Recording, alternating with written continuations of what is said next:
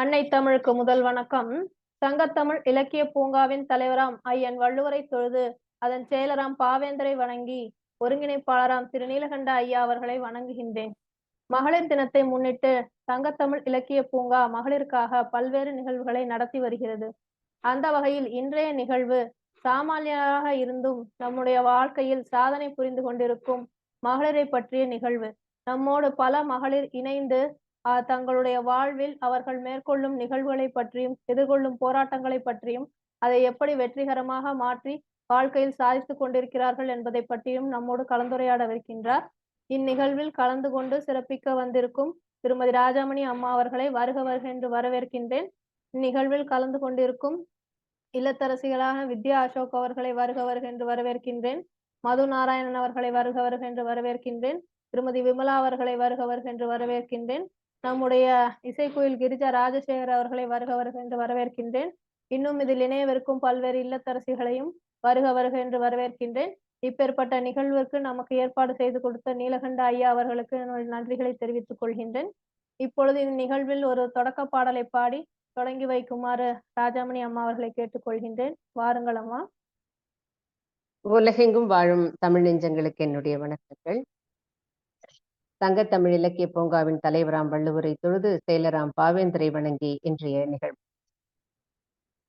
பெண்மை வாழி பேதை வாழி பேரிளம் பெண்ணே நீ வாழி, கண்ணே வாழி கருத்தே வாழி, காரிருள் நீக்கும் விழி வாழி.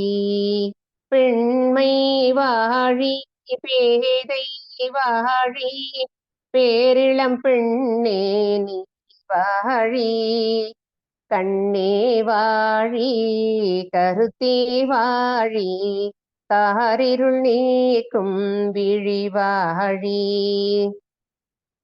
கருவறை நிற்கும் கருணை தெய்வம் கண்முன் காட்டும் திருவாழி, உருகிய மெழுகாய் ஒளிரும் விளக்காய் ஒளிர்வாய் இல்லத்தின் மதிவாழி.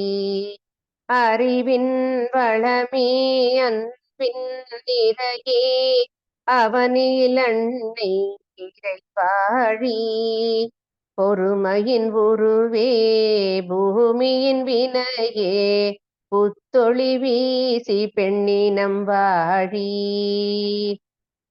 பெண்மை வாழி பேதை வாழி பேரிளம் பெண்ணே நீ வாழி, கண்ணே வாழி கருத்தே வாழி, காரிருள் நீக்கும் விழி வாழி, காரிருள் நீக்கும் விழி வாழி. வணக்கம் அம்மா. இன்றைய நிகழ்விலே சாமானிய பெண்களினுடைய சாதனைகள் என்ற தலைப்பிலே கருத்தரங்கம் நிகழவிருக்கிறது. ஒரு குழந்தை பிறந்த உடனே அது நடக்க கற்றுக்கொள்வதும் ஒரு சாதனை தான், தவழ கற்றுக்கொள்வதும் ஒரு சாதனை தான். அதுபோல எத்தனையோ இடர்பாடுகள் நம் முன் வந்து நின்றாலும் கூட அவற்றையெல்லாம் முறியடித்து நம்முடைய இலக்கை நோக்கி நாம் நகர்வதே ஒரு சாதனை தான். உலகத்திலே அவரவர்களுடைய சூழலுக்கேற்ப, அவரவர்களுடைய பொருளாதார நிலைக்கேற்ப, அவரவருடைய சக்திக்கேற்ப எத்தனையோ முட்டுக்கட்டைகளை தாங்கி இங்கே சாதனை பெண்மணிகளாக பெண்கள் நிற்கிறார்கள். மிகப்பெரிய அறிவை பெற்றோ அல்லது நூல்களை கற்றோ மிகப்பெரிய அறிவியல் தொழில்நுட்பங்கள் தெரிந்துதான் சாதனை படைக்க வேண்டும் என்பதில் தன்னுடைய வாழ்க்கையிலே தன்னால் சமாளிக்க முடியாத ஒரு நிலையிலே அதற்கு எவ்வாறு தீர்வு கண்டு அதை அவர்கள் சமாளித்து அதை முறியடித்து அதில் வெற்றி காண்டிருக்கிறார்கள், இன்றைக்கு சமூகத்திலே ஒரு மதிப்புடன் நிற்கிறார்கள் என்ற நோக்கிலே பல்வேறு பட்ட மக்களினுடைய வாழ்க்கையிலே இப்படிப்பட்ட இடர்பாடுகளும் சூழல்களும் நிறைந்திருக்கும். அவற்றையெல்லாம் தாண்டி அவர்கள் வெற்றி கொடி நாட்டியதை பற்றி இப்பொழுது ஒரு கலந்துரையாடலை சாதாரணமா தான் பேச போறோம். இது ஒருத்தர் வீட்டுக்கு போனோம்னா நம்ம அவங்களோட எப்படி பேசுவோமோ அந்த மாதிரியான பேச்சு மொழியிலேயே நம்ம பேசலாம். இந்த நிகழ்ச்சியில கலந்துக்கூடிய வரவேற்புரையாற்றினார். திருக்குறள் தொடர்பு. அம்மா நீங்களே இதற்கு தலைமை தாங்கி இந்த தோழிகளோட கலந்துரையாடுங்க. நாங்களும் நடுவுல இணைந்துக்கிறோம். வாழ்த்துரை சொல்ல இறுதியில் வருகிறேன்மா. நன்றி. இந்நிகழ்விற்கு தலைமை தாங்கி ஒருங்கிணைந்து நடத்தி கொடுக்குமாறு திருக்குறள் தொண்டர் திருமதி சிவகாமி. நன்றிம்மா. சிறப்புங்கம்மா, சிறப்பு. அருமையானதொரு தொடக்க பாடலை தந்தீர்கள். இந்நிகழ்விற்கு தலைமையேற்று நடத்த வாய்ப்பளித்தமைக்கு நன்றி. இப்போ நம்ம கூட வந்து பேச வந்திருக்கவங்க நம்ம அம்மா சொன்ன மாதிரி நம்முடைய சக தோழிகள், நம்மோடு பயணித்துக் கொண்டிருப்பவர்கள். இவர்களை சந்தித்து பேசுவதில் மிகவும் மகிழ்ச்சி அடைகின்றேன். நம்மோட இணைய வந்திருப்பவர் வந்து மது நாராயணன். வாங்கம்மா, வணக்கம். வணக்கம்மா. உங்க பேர் சொல்லுங்க, உங்களை பத்தி நீங்க சொல்லுங்க, என்ன பண்றீங்க? என் பேர் வந்து மது நாராயண். நான் வந்து ஒரு 25 இயர்ஸா வந்து ஹவுஸ் ஒய்ஃபையும் தாண்டி ஒரு ப்ரொடக்ஷன் பிளானிங் மேனேஜரா வந்து ஒரு கம்பெனில ஒர்க் பண்ணிட்டு இருக்கேன். இப்போ ரீசெண்டா தான் ரிசைனும் பண்ணினேன் ஒரு 3-4 months பிஃபோர். ஸோ இதுதான் என்னோட இன்ட்ரோடக்ஷன் சொல்லலாம். உங்களுடைய கணவர், குழந்தைகள் பற்றி சொல்லுங்க. கணவர் வந்து ஒரு கன்சல்டன்சி பண்ணிட்டு இருக்காரு. இந்த வாட்டர் ட்ரீட்மெண்ட்னு சொல்லுவாங்க இல்லையா, அது வந்து டொமஸ்டிக் லெவல்ல இல்லாம ஒரு இண்டஸ்ட்ரீஸ்க்கு அதுக்கு பண்ணிட்டு இருக்காங்க. எனக்கு வந்து ஒரே ஒரு மகள். அவ இப்பதான் வந்து 10th இந்த வருஷம் தான் போயிருக்கா. ஸோ வந்து எனக்கு ஒரே ஒரு பொண்ணு தான். அதுதான் அவளுக்காக தான் ஆக்சுவலா நான் இப்ப வேலையை விட்டுருக்கிறதே. இந்த வருஷம் 10th இத்தனை வருஷம் வேலைக்கு போயிட்டு இருந்தேன். எனக்கும் குழந்தைய பாத்துக்கிறதுக்கு என்னோட சிஸ்டர், என்னோட அக்காவே சப்போர்ட்டுக்கு இருந்தாங்க. ஸோ நம்ம இதெல்லாம் தேவை இல்லையா, ஒரு மகளிர் வேலைக்கு போறா அப்படின்னா இதெல்லாம் ரெக்வயர்டு, சப்போர்ட்டுக்கு எல்லாரும் வேணும். ஸோ இதோட தான் வந்து போயிட்டு இருந்தேன். இப்போ 10ங்கிறதுனால சரி இந்த டைம்ல நம்ம கூட இருக்கணும் அப்படிங்கிறதுக்காக இப்பதான் வேலையை விட்டுருக்கேன். உங்களுடைய திருமணத்துக்கு முந்தைய வாழ்க்கையை பத்தி சொல்லுங்கம்மா. உங்க அம்மா அப்பா அப்போ திருமணத்துக்கு முன்பு வந்து ஒரு பெண்ணுடைய வாழ்க்கை வந்து எப்படி இருந்தது? உங்க வாழ்க்கை எப்படி இருந்தது? திருமணத்துக்கு முன்னாடி அப்படின்னா நான் வந்து இங்க சென்னையில தான் பிறந்து வளர்ந்தேன். ஸோ ஸ்கூலு காலேஜ் எல்லாமே வந்து இங்கே தான் சென்னையில தான் இருந்தது. என்னை பொறுத்த மட்டும் அப்போ வந்து நமக்கு ஒன்றும் அவ்வளவா விவரம் தெரியாத இது. இன்னொன்னு ரொம்ப கன்சர்வேட்டிவ் ஃபேமிலி. ரொம்ப வந்து அப்பா அம்மா அதை தவிர வேற எதுவும் நமக்கு தெரியாது அப்படிங்கிற மாதிரி சொந்த பந்தம் இதுதான் இருந்தது. பட் நம்ம அப்புறம் வெளியுலகத்துல நம்ம ஒரு காலேஜ் முடிச்சு வெளியில நம்ம வேலைக்குன்னு போக ஆரம்பிச்சதுக்கு அப்புறம் நிறைய மீட் பண்றோம், நிறைய அப்புறம் கல்யாணம் ஆகுது. ஸோ அந்த மாதிரி இருக்கு. ஸோ அப்பா அம்மா இங்கதான் இருக்காங்க இப்ப நம்ம வீட்டு பக்கத்துலயே, ஒரு 3-4 கிலோமீட்டர்ஸ் பக்கத்துலயே. ஸோ சப்போர்ட் வந்து அவங்களுக்கும் இருக்கணும். பொண்ணுதான் வந்து நிறைய ரோல் பிளே பண்றான்னு நினைக்கிறேன். பேரண்ட்ஸ் சப்போர்ட் கூட, பேரண்ட்ஸை பாத்துக்கணும் அப்படின்னு வரும்பொழுது கூட பெரிய பங்கு. என்னோட மாமனார் மாமியார் இருந்த பொழுதும் அவங்களுக்கு சப்போர்ட்டிவா இருந்திருக்கேன். என்னோட அப்பா அம்மா இப்ப அவங்க தனியா இருக்காங்க. ஸோ அவங்களுக்கும் பக்கத்திலேயே இருக்கணும், கூப்பிட்ட தூரத்துல இருக்கணும் அப்படின்னு. அதுக்கு பக்கத்துலன்னா ரொம்ப பக்கத்துலயும் இல்லாம கூப்பிட்டாங்கன்னா நம்ம ஓடி போய் எதுனாலும் செய்யணும் அப்படிங்கிற தூரத்துல நான் இப்ப இருக்கேன் அவங்க உங்களுக்கு வீட்டு எத்தனை பக்கத்துல. வயதுல திருமணம் ஆச்சுங்கம்மா? எனக்கு வந்து ஒரு 21 வயசுல, கரெக்டா காலேஜ் முடிச்சு மார்ச்ல முடிச்சேன், மேல கல்யாணம் ஆயிடுச்சு 21 வயசுல. என்ன படிச்சீங்க நீங்க கல்லூரி? நான் வந்து பிகாம் பண்ணேன் வள்ளியம்மாள் காலேஜ், விமென்ஸ் காலேஜ்ல. ஸ்கூல் எல்லாம் வந்து நான் எஸ்பிஓன்னு ஒரு முகப்பேர்ல ஸ்கூல் இருக்கு. ஸோ அங்க நான் வந்து படிச்சேன். அப்போ வந்து காலேஜ் படிச்சு முடிச்ச உடனே முடிச்சிட்டு கல்யாணம். வேலைக்கு போனீங்களா? இல்ல. நான் வந்து ஆமா படிச்சு முடிச்சேன். நான் மேல ஆக்சுவலா 1 இயர் கழிச்சு கல்யாணம் ஆச்சு. 95 93ல முடிச்சேன். 94ல முடிச்சேன். 94 கல்யாணம் ஆச்சு. 94 ஜூன்ல கல்யாணம் ஆச்சு. 95ல நான் 94ல இருந்து வேலைக்கு போறேன். நான் ஏதோ தப்பா சொல்றேன், இங்க டேட்டா இல்ல மாத்திக்கிட்டோமா வருஷம் கரெக்டா. அது பிரச்சனை இல்ல. ரொம்ப அப்படி துல்லியமா சொல்லுங்க. திருமணத்துக்கு முன்னாடி நீங்க வேலைக்கு போனீங்களா? படிச்சு திருமணம் முடிச்சதுக்கு அப்புறம்? முன்னாடியே 1 இயர் பிஃபோர், அதாவது கல்யாணத்துக்கு 1 வருஷம் முன்னாடியே நான் வேலைக்கு போக ஆரம்பிச்சேன். சரி, சரி. அப்போ திருமணத்துக்கு அப்புறம் அதே வேலையே வந்து தொடர்ந்தீங்களா? எப்படி? நான் அதே வேலையை தொடர்ந்தேன். அதே வேலையை அப்படியே கண்டினியூ பண்ணேன். ஹஸ்பண்டும் வந்து போயிட்டு வான்னு சொன்னாங்க. சோ அதனால ஹஸ்பண்ட் சைட்லயும் சரி, என்னோட மாமனார் மாமியார் சைட்ல பாத்தீங்கன்னா ரொம்ப வந்து அவங்க ரொம்ப முற்போக்கு சிந்தனை. மாமனார் வந்து ஏர்ஃபோர்ஸ்ல இருந்தார். சோ அதனால வந்து என்னன்னா என் சைட்ல நானும் என் தம்பி 2 பேர் தான், பிரதர் அண்ட் சிஸ்டர் மட்டும்தான். ஆனா எங்க வீட்டுக்கார சைட்ல பாத்தீங்கன்னா 8 குழந்தைங்க. 8 பசங்கள்ல எங்க வீட்டுக்காரர் தான் கடைசி. அதனால அங்க பாத்தீங்கன்னா எல்லாருமே வந்து அஹ், என்னோட ஒரு நாத்தனார் வந்து ஸ்கூல் டீச்சரா இருந்தாங்க, ஒரு நாத்தனார் வந்து ஸ்கூல்ல பிரின்சிபலா இருந்தாங்க, ஒரு நாத்தனார் கவர்மெண்ட் ஆபீஸ்ல ஒர்க் பண்ணியிருந்தாங்க, ஆர்கிவ்ஸ் டிபார்ட்மெண்ட்ல. கொஞ்சம் எல்லாருமே வந்து ரொம்ப படிச்சு கொஞ்சம் வந்து அதனால என்னோட மாமனார் வந்து என்னன்னா அந்த ஸ்டடீஸ்க்கு வேலைக்கு அதெல்லாம் அவர் வந்து ரொம்ப முக்கியத்துவம் கொடுத்தாரு. போயிட்டு வா அதெல்லாம் அப்படிங்கிற மாதிரி ஒரு அப்ப சப்போர்ட் சிஸ்டம் திருமணத்துக்கு முன்னாடியும் ஃபேமிலில சரி, இருந்தது. தனியா தான் அதுக்கப்புறமும் இருந்தோம். சரி, இருந்தா கூட அந்த உங்களுடைய சப்போர்ட் அவங்க பண்ணாங்க. விருப்பம் தான்றீங்க வேலைக்கு வேலைக்கு போறது. போயிட்டு ஆமா, ஆமா. கண்டிப்பா. அதுல எந்த ரெஸ்ட்ரிக்ஷன்ஸ் எல்லாம் வரல. ம். இல்ல இப்போ நீங்க சொன்ன மாரி பிறந்த வீட்ல வந்து நீங்க 2 பேர் தான். இங்க வந்து புகுந்த வீட்ல 8 பேர் அப்டின்னீங்க. அத வந்து நீங்க எப்படி பார்த்தீங்க? எப்படி சமாளிச்சீங்க?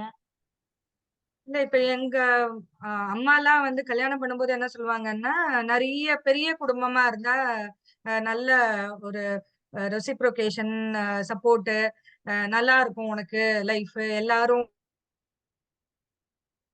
வருவாங்க, போவாங்க.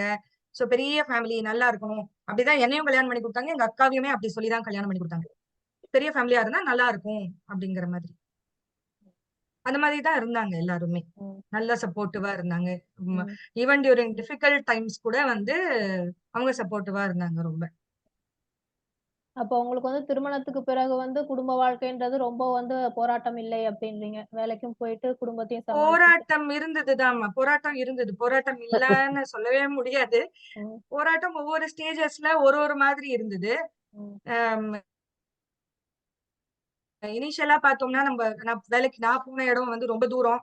சோ அது டிராவல் டைம்லயே போயிடும். நமக்கு விவரம் தெரியாத வயசுல கல்யாணம் பண்றோம்னா, நம்ம எப்படி மேனேஜ் பண்றோம்?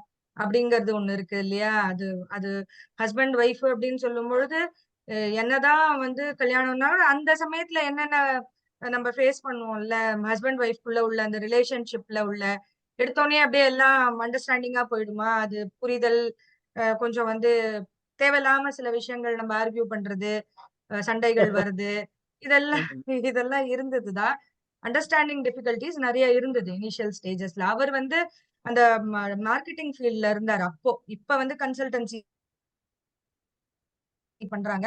அப்போ அவர் மார்க்கெட்டிங் ஃபீல்ட்ல இருக்கும்போது அவர் நெறைய டிராவல் பண்ற மாதிரி இருந்தது. எனக்கு விவரம் தெரியாத வயசு. நான் அப்படிலாம் வாழ்ந்ததில்ல. நான் வந்து எங்க அப்பா, அம்மா கூடவே இருந்திருக்காங்க. இவர்ட்ட கல்யாணம் பண்ணி வந்த பிறகு இவர் அடிக்கடி ஊருக்கு போயிடுவாரு. இருக்க மாட்டாரு கூட. அந்த ம சமயம்லாம் புரியாது. நமக்கு நம்ம என்ன பண்றோம்ன்னு. நம்ம வேலைக்கு போறது, வரதும் கிட்டத்தட்ட ஒரு நடுவுல வந்து அவர் ஒரு 2 இயர்ஸ் கூடவே இல்ல. அப்போலாம் எனக்கு ரொம்ப சின்ன வயசு. நம்மள இப்போ வந்து பேரண்ட்ஸ் கிட்ட ஷேர் பண்ற மாதிரி, பேசிக்கிற மாதிரி வந்து அப்போ வந்து நான் வந்து எங்க அப்பா அம்மாட்ட கம்யூனிகேஷனும் அப்போ ஃபோன் கிடையாது, மொபைல் கிடையாது. என்னோட ஆஃபீஸ்க்கு தான் எங்க அப்பா ஃபோன் பண்ணி பேசுவாரு. அந்த மாதிரி இருந்தது. நான் சொல்றது ஒரு 30 இயர்ஸ். எனக்கு கல்யாணம் ஆகி இப்போ 30 வருஷம் ஆகப்போகுது. ஸோ அப்ப நான் 95, 97லலாம் வந்து அவர் கூட இல்ல. அப்போ அந்த சமயம்லாம் வந்து ரொம்ப ஹேண்டில் பண்றது அப்படிங்கிறது கொஞ்சம் கஷ்டமா இருந்தது. அவங்க தினம் வந்து பார்த்தா கூட, அந்த ஷேரிங் நம்ம விஷயம் நம்ம மனசுக்குள்ள ஓடுற விஷயத்த வந்து நம்ம கம்யூனிகேட் பண்ணணும் அப்படிங்கிறதெல்லாம் அப்ப தெரியல. இப்ப நாங்க வந்து இப்ப நம்ம ஜெனரேஷன் இப்ப என் பொண்ணு அவங்க எல்லாம் வந்து நல்லாவே எல்லாத்துக்கும் முன்னாடியே சொல்லிடுதுங்க. அப்படி இல்ல நான் இருந்தபோது என் மனசுக்கு தோணினத என்னாலலாம் எங்க அப்பா அம்மாட்ட சொல்ல முடிஞ்சது இல்ல. இல்ல ஒரு சண்டையே நடந்தா கூட போய் இது சண்டை நடந்தது.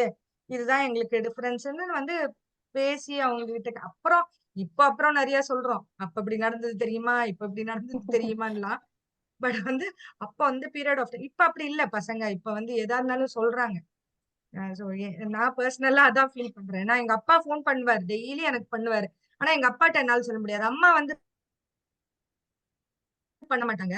கம்யூனிகேஷன் கிடையாது. அம்மா ஒரு இடத்துல இருப்பாங்க. நான் ஆஃபீஸ்லனா கம்யூனிகேஷன். அப்பா ஆஃபீஸ் போவாரு. ஆஃபீஸ்ல இருந்து ஆஃபீஸ் பேசுவாரு. அவ்வளவுதான். ஆஃப்டர் 5 என்ன நடக்குதுன்னு அவங்களுக்கும் தெரியாது. அந்த மாதிரி. அதனால நான் அப்படியே ரொம்ப ஒடுங்கி போனாப்ல ஒரு ஒரு டிப்ரஷன் ஸ்டேட் அந்த மாதிரி எல்லாம் கூட இருந்திருக்கேன். யாருமே இல்ல. அப்புறம் தான் வந்து ஒரு ஸ்டேஜ்க்கு மேல என் தம்பி வந்து என் கூட இருக்க ஆரம்பிச்சான். சோ ம். அதெல்லாம் இருந்தது. அந்த அந்த பீரியட்ல அந்த மாதிரி ஒரு ஸ்ட்ரகிள் இருந்தது. அப்புறம் புரிஞ்சுண்டு அப்புறம் நானே கூட போனேன். ஒரு 2 இயர்ஸ் கழிச்சு நம்மளே போவோம். அங்க எங்க இருக்காருன்னு பாக்க. அந்த மாதிரிலாம் நடந்திருக்கு லைஃப்ல. எங்கதான்ப்பா இவர் இருக்காருன்னு தெரியணும். அவரும் எங்கேயோ இருக்கேங்கிறாரு. நானும் எங்கேயோ இருக்கேங்க இங்க இருக்கோம். என்னதான் நடக்கிறது நமக்குள்ள அப்படின்னு தெரிஞ்சுக்கணும்னு ஒரு தடவ நான் எங்க அம்மாவ கூட்டிட்டு, நானும் அம்மாவுமா அங்க போய் பாத்து, அந்த மாதிரி ஸ்டேஜஸ் கூட இருந்திருக்கு. இது சந்தேகம்னு இல்ல. நம்ம எதுல போயின்னு இருக்கோம், எந்த பாதையிலன்னு தெரியாம சில சமயம் நமக்குள்ளேயே ஒரு குழப்பம் இருக்கும் இல்லையா? நம்ம மாட்டுக்கு வேலைக்கு போறோம், வரோம். அவர் மாட்டுக்கு அங்க வேலைக்கு போறாரு, வராரு. இது என்ன இது? நம்ம என்ன ஸ்டேஜ்ல இருக்கோம்? அப்படின்னு எல்லாம் கூட இருந்திருக்கு. அது ஒரு பீரியட் ஆஃப் டைம். சோ ஸ்டேஜஸாவே கஷ்டங்கள், பிரச்சனைகள் இருந்திருக்கு. ம். அதுக்கப்புறம் உங்களுக்கு குழந்தை எப்ப பிறந்ததுங்கம்மா? எங்களுக்கு வந்து நான் இந்த மார்க்கெட்டிங் ஃபீல்டுன்னு வரச்சே அவருக்கு வந்து ஒரு ஒர்க் இன்ஸ்டெபிலிட்டி வந்து ரொம்ப இருந்தது. அவர் வந்து ஒரு ஒரு 6, 7 மந்த்ஸ் அப்போ அந்த ரெசெஷன் அப்படின்லாம் சொல்லுவாங்க. திடீர்னு பார்த்தா மார்க்கெட்டிங் ஸ்டாஃப்ஸ் எடுத்துருவாங்க. அந்த மாதிரி இருக்கும். இவருக்கு அந்த ஃபியர் வந்து எப்பவுமே வேலை நிரந்தரமா இருக்கா இல்லையானா பிரைவேட் கன்சர்ன், நானும் பிரைவேட் கன்சர்ன் தான் ஒர்க் பண்ணேன். அவரும் பிரைவேட் கன்சர்ன்ல தான் இருந்தாங்க. ஒர்க் போணும் அப்படிங்கிறது இருக்கும். எங்களோட லைஃப நாங்க லீட் பண்ணிக்கணும்னா, நாங்க 2 பேரும் வேலை போய் தான் போகணும். அதுக்காக எங்க அப்பா, அம்மா சப்போர்ட் இருக்காங்கன்னா கூட நம்ம போய் ஒரு பைசாக்கோ, இல்ல நம்ம வாழ்க்கைக்கு தேவையானத நம்ம போய் அவங்ககிட்ட எதிர்பார்க்க முடியாது. அப்படி வந்து அவங்க நமக்கு சொல்லிக் குடுக்கல. எங்க அப்பா, அம்மாலாம் வேலைக்கு விடும்பொழுது, வேலைக்கு படிக்க போம்போதெல்லாம் குதிரை மாதிரி எங்க அம்மா சொன்னது இன்னும் எனக்கு ஞாபகம் இருக்கு. குதிரை மாதிரி வேலை செய்யணும் அப்படிம்பாங்க. யானை மாதிரி பலம் தூக்கி வேலை செய்யணும். ஏன்னா ஃபர்ஸ்ட் டே ஒர்க்குக்கு போகும்போது எங்க அம்மா சொல்லி அனுப்பிச்சது இதுதான். நீ வந்து அந்த மாதிரி தான் வேலைக்கு போகணும் அப்படின்னு சொல்லுவாங்க. சோ நான் வந்து அதனால எதுனாலும் கம்யூனிகேஷன் சொல்ற மாரி நான் எல்லாத்தையும்லாம் அம்மா அப்பாட்ட போய் அப்போலாம் சொன்னது கிடையாது. சோ எனக்கு எங்களுக்குள்ள நடக்கிறது அவரு வேலைக்கு ஒரு 3 மந்த்ஸ், 4 மந்த்ஸ், 6 மந்த்ஸ் போறாரு அப்படின்னா 7த், 8த் மந்த் ஏதோ அவருக்கும் ஒரு டிஸ்டர்பன்ஸ் நமக்கு தெரியும் இல்லையா? ஒரு பொண்ணுக்கு ஒரு மென் வந்து ஏதோ டிஸ்டர்ப்டா இருக்காங்கன்னா நமக்கு புரியும் அது. சோ என்ன ஏதுன்னு பார்த்தா அதுல ஏதோ ஒர்க் ஃபோர்ஸ்ல அவங்களுக்கு ஒர்க் ஸ்டேஜ்ல வந்து ஏதாவது பிரஷர் இருக்கும். இல்லன்னா வந்து வேலை போயிடுமா அப்படிங்கிற ஒரு ஒரு ஃபியர் இருக்கும். அது அவங்களும் வந்து கம்யூனிகேட் சரியா பண்ண மாட்டாங்க. சோ இந்த இந்த ஃபியர் வந்து எங்களுக்கு எப்பவுமே அது அது நான் என்ன நினைப்பேன்னா, எனக்கு எவ்ரி ஒரு 4 இயர்ஸ் கொஞ்சம் நல்லா இருக்கும் அப்படின்னு நினைச்சா, அடுத்த ஒரு 5த் இயர் ஏதாவது ஒரு இஷ்யூ வர மாதிரி இப்படியே எங்களுக்கு இருந்துட்டே இருந்தது. அதனால எங்களுக்கு சோ எங்களுக்கு குழந்தை பொறக்கலையே அப்படிங்கிற இத பத்தி நாங்க யோசிக்கவும் அது அது வந்து கிட்டத்தட்ட ஒரு 10 இயர்ஸ் கேப். நாங்களும் என்ன பண்ணோம்னா, எங்க வொர்க் நமக்கு நல்லா கிடைக்கிறதோ நம்ம அத பேஸ் பண்ணி நகர்ந்துட்டே போயிருந்தோம். ஷிஃப்ட் பண்ணது, வீட ஷிஃப்ட் பண்ணது. அப்படி பார்க்கும்போது நான் வந்து என்னோட ஆஃபீஸ் வந்து கிண்டி ஷிஃப்ட் ஆச்சு. நான் முதல்ல வலசரவாக்கம் இருந்தேன். வலசரவாக்கம் டூ மவுண்ட் ரோட் என்னோட டிராவல் இருந்தது. அப்புறம் நான் கொரட்டூர் வந்தேன். கொரட்டூர் டூ கிண்டி எல்லாமே ஆப்போசிட் டைரக்ஷன் டிராவல்ஸ். அந்த டிராவலே பெரிய ஹெக்டிக் இதுவா இருந்தது எங்களுக்கு. சோ அதுக்கப்புறம் நாங்க என்ன பண்ணோம், என்னோட ஆஃபீஸ் திருப்பி வந்து ஒரு மேட்டுக்குப்பம்னு ஒரு இடத்துல போச்சு. சோ அப்ப என்ன டிசைட் பண்ணோம்னா, நாங்க அப்படியே எங்க வீட மாத்தி மேட்டுக்குப்பம் பக்கமே போயிடுவோம். சோ வொர்க் வந்து என்ன பேஸ் பண்ணி இருந்தது. என் ஹஸ்பண்ட் வந்து என்ன பண்ணாருன்னா, எந்த பெர்மனன்ட்டா இருந்தது. என்ன எங்களுக்குலயும் இருந்தது இந்த இன்ஸ்டபிலிட்டி. பட் வந்து அவ்ளோ அம் அவருக்கு இருக்கிற அளவுக்கு எனக்கு இல்ல. அதனால என்னன்னா, என்ன பேஸ் பண்ணி தான் நாங்க மூவ் பண்ணிட்டே இருந்தோம். எங்களோட லைஃப் ப்ராசஸ்ல வீடு மாறுறது, அ அந்த மாதிரி மாறி போயிட்டே இருந்தோம். ஒரு 10 வருஷம் கழிச்சு தான் வந்து 10வது வருஷம் தான் எங்க மாமனார் வந்து என்கிட்டக்க ஏன்னா என்னோட 7 பேர் இவருக்குன்னு சொன்னேன் இல்லையா? என்னோட சைட்லயும் என் தம்பிக்கு அதுக்கு நடுவுல கல்யாணம் ஆச்சு. அவங்களுக்கு குழந்தை பொறந்தது. அ என்னோட இவங்க சைட்லயும் எல்லாருக்கும் குழந்தைங்க இருக்கு. எங்களுக்கு மட்டும் தான் இல்ல அப்படிங்கிற பொழுது, எங்க மாமனார் வந்து ஃபர்ஸ்ட் டைமா ஒரு 10த் இயர் நான் நமஸ்காரம் பண்றேன்.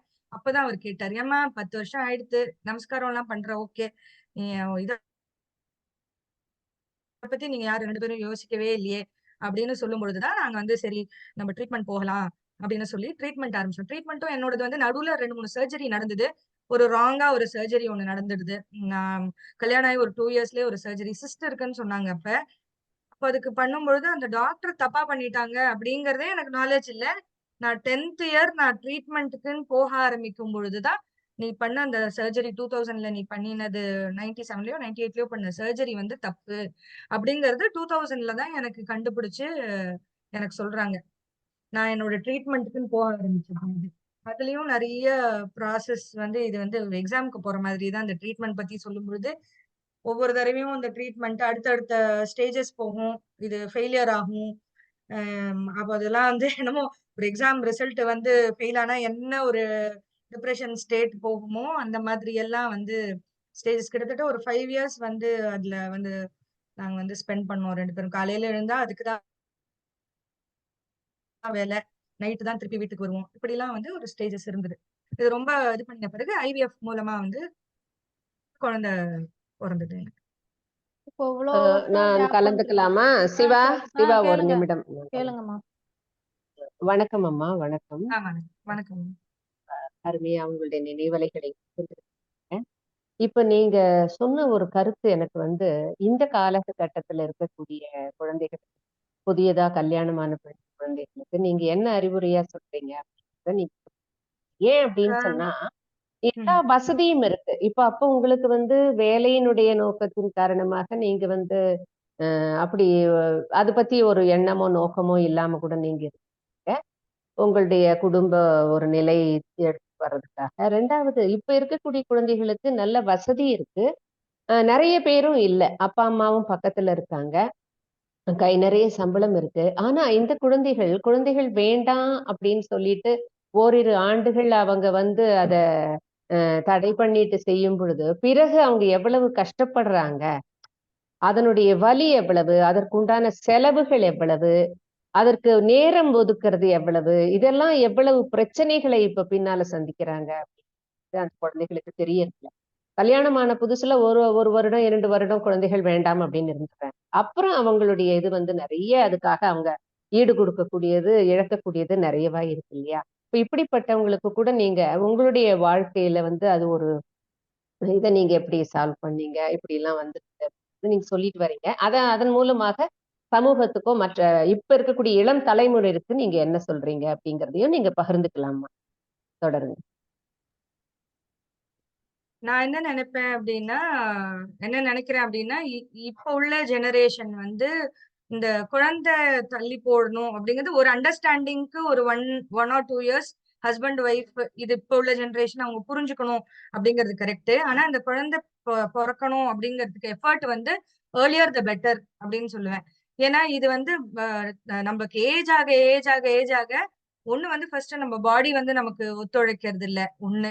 2வது வந்து இப்பவே நான் வந்து என்ன நினைப்பேன், இப்ப எனக்கு இப்ப 50 வயசு ஆகப்போகுது. என் டாட்டர் வந்து இப்பதான் 14 இயர்ஸ்ங்கிறச்சு. எனக்கு வந்து அந்த ஹேண்ட்லிங் ஆஃப் மை கிட் அப்படிங்கிறது வந்து பெரிய ரொம்ப கஷ்டமா வந்து நான் நெறைய சமயத்துல வந்து ஃபீல் பண்ணியிருக்கேன் அது. ஏன்னா அந்த குழந்தை ஓடுற சமயத்துல நம்மளால ஓட முடியல. அதுக்கு ஈக்குவலன்ட்டா நம்ம ஓடணும் இல்லையா? அந்த ஓட்டம் ஆர் அந்த வேவ் லென்த் மேட்ச் பண்றது. அப்படிங்கிறதுல நமக்கு வந்து அந்த இன்னும் அந்த ஏஜ் ஆயிடுச்சுங்கிற ஒரு ஃபீல் வந்து நமக்கு வந்துருது. இப்ப எனக்கு வயசாயிடுச்சு அப்படின்னு நான் சொன்னாலே, அவங்களுக்கு அது தெரியாது குழந்தைங்களுக்கு.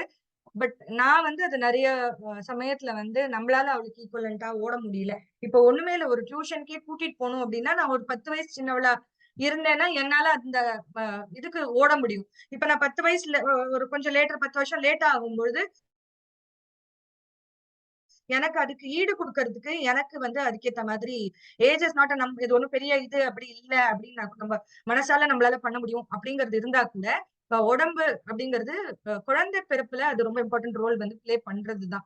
சோ அதனால நம்ம வந்து ஒரு நான் நான் கல்யாணம் ஆன உடனே நான் பண்ண மிஸ்டேக் பண்ணக்கூடாது அப்படின்ட்டு நான் என் தம்பிட்ட முதல்லயே நான் சொன்னேன். டேய் நான் பண்ண தப்பு நீ பண்ணாதடா.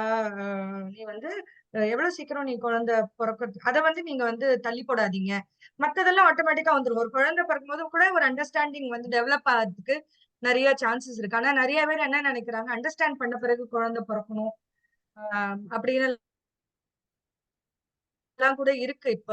ஆனா நான் என்ன சொல்லுவேன், ஒரு குழந்தைன்னா அந்த குழந்தைய பேஸ் பண்ணி வந்து ஹஸ்பண்ட் அண்ட் ஒய்ஃப் வந்து ஒண்ணா வந்து அவங்க டிராவல் பண்றதுக்கு நெறைய சான்சஸ் வந்து அந்த பிடிப்புன்னு சொல்லுவாங்க இல்லையா? ஒரு குழந்தைய வச்சு பிடிப்பு வந்து ஏற்படும்.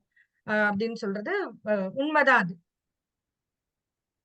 அதான் சிறப்புதாம்மா. ஏன் அப்படின்னா, இப்ப திருமணமாயி அவங்க அண்டர்ஸ்டாண்ட் பண்ணிக்கணுங்கிறதுக்காக காலதாமதம் குடுக்கும் பொழுது, அவங்களுக்கு வந்து எடுத்தெறிஞ்சு பேசிட்டு அந்த அண்டர்ஸ்டாண்டிங் சரியா வர்றதில்ல. நீங்க சொன்ன மாரி குழந்தைகள் இருந்ததுன்னா, குழந்தைகளுக்காக சில நேரம் ஒவ்வொருத்தர் விட்டு குடுக்கும் பொழுது, கொஞ்ச காலம் அப்படி இருக்கும் பொழுது, அந்த அந்யோன்யம் பிறகு தானா வந்துரும்.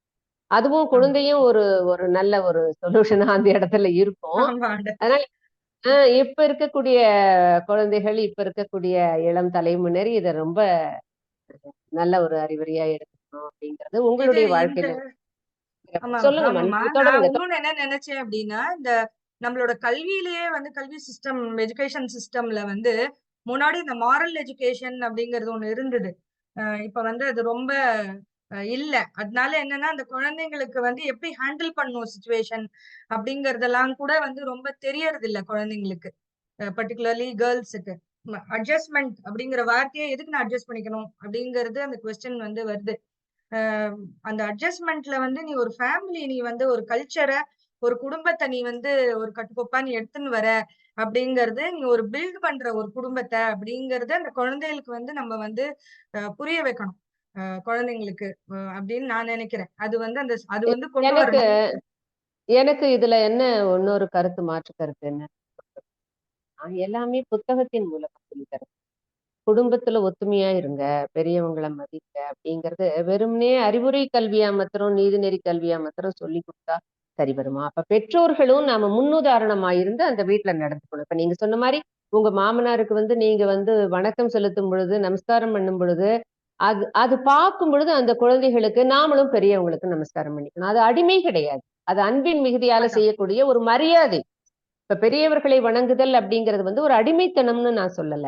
ஏன்னா அவங்களுக்கு கொடுக்கக்கூடிய ஒரு மரியாதை. மூத்தவங்க கிட்ட இருந்து ஒரு நல்ல நேர்மறையான சொற்கள் வரும் பொழுது நமக்கு அது ஒரு வழிகாட்டுதலா இருக்கும், நமக்கு மனநிறைவா இருக்கும் அப்படிங்கிறதுக்காக தான் நாம அவங்க கிட்ட நமஸ்காரம் பண்ணிக்கிறோம், ஆசீர்வாதம் வாங்கிக்கிறோம் அப்படிங்கறதெல்லாம் அந்த பண்பாடு இருக்கு.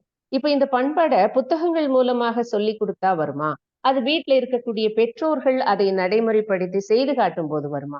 எது சிறப்பா இருக்கும்னு சொல்லுங்க. சில கல்வி எல்லாம் வீட்டுல இருந்துதான் சொல்லித் தர முடியும். பெற்றோர்களினுடைய பழக்க வழக்கங்களை பார்த்துதான் கத்துக்க முடியும் இல்லையா?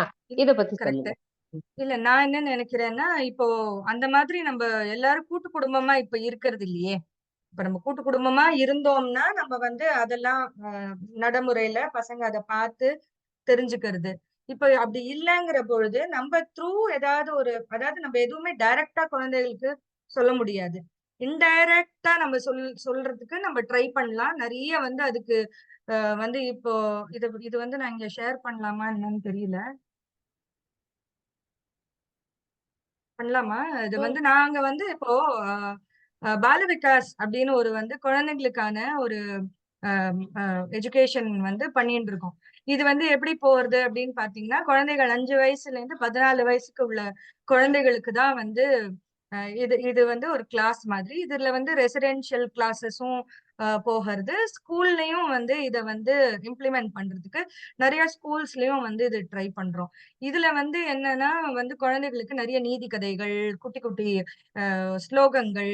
சோ இந்த ஸ்லோகம், கதைகள் அப்படின்லாம் சொல்லும் பொழுதே இந்த குழந்தைகளுக்கு வேல்யூ பேஸ்ட் ஸ்டோரி சொல்லும் பொழுது, நீ என்ன பண்ணுவ, நீ என்ன இந்த சுச்சுவேஷன் கொடுத்தா நீ என்ன எப்படி ஹேண்டில் பண்ணுவ, இப்படிங்கிற மாதிரி எல்லாம் கேட்கும் பொழுது வெவ்வேறு கருத்துக்கள் வந்தா கூட நம்ம அதையும் அப்ரிஷியேட் பண்ணி, நீ உண்மையை பேசிட்ட, இன்கேஸ் அது ராங்கான வேல்யூவா இருந்தா கூட நீ உண்மையை சொன்ன, சோ அந்த உண்மைங்கிறது உன்கிட்ட இருக்கு அப்படிங்கிற மாதிரி எல்லாம் வந்து நம்ம குழந்தைகளை வந்து நம்ம திருப்பி திருப்பி திருப்பி திருப்பி அட்லீஸ்ட் சொல்லுவாங்க இல்லையா, 100 தடவை சொன்னாலாவது ஒரு தடவையாவது அந்த குழந்தைக்கு அதை பத்தி யோசிக்க தெரியுமா, திங்க் பண்ண தெரியுமா அப்படின்னு சொல்லுவாங்க இல்லையா.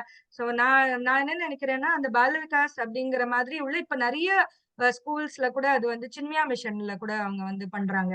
சின்மயா மிஷன்ல பால் விஹார் அப்படின்னு பண்றாங்க.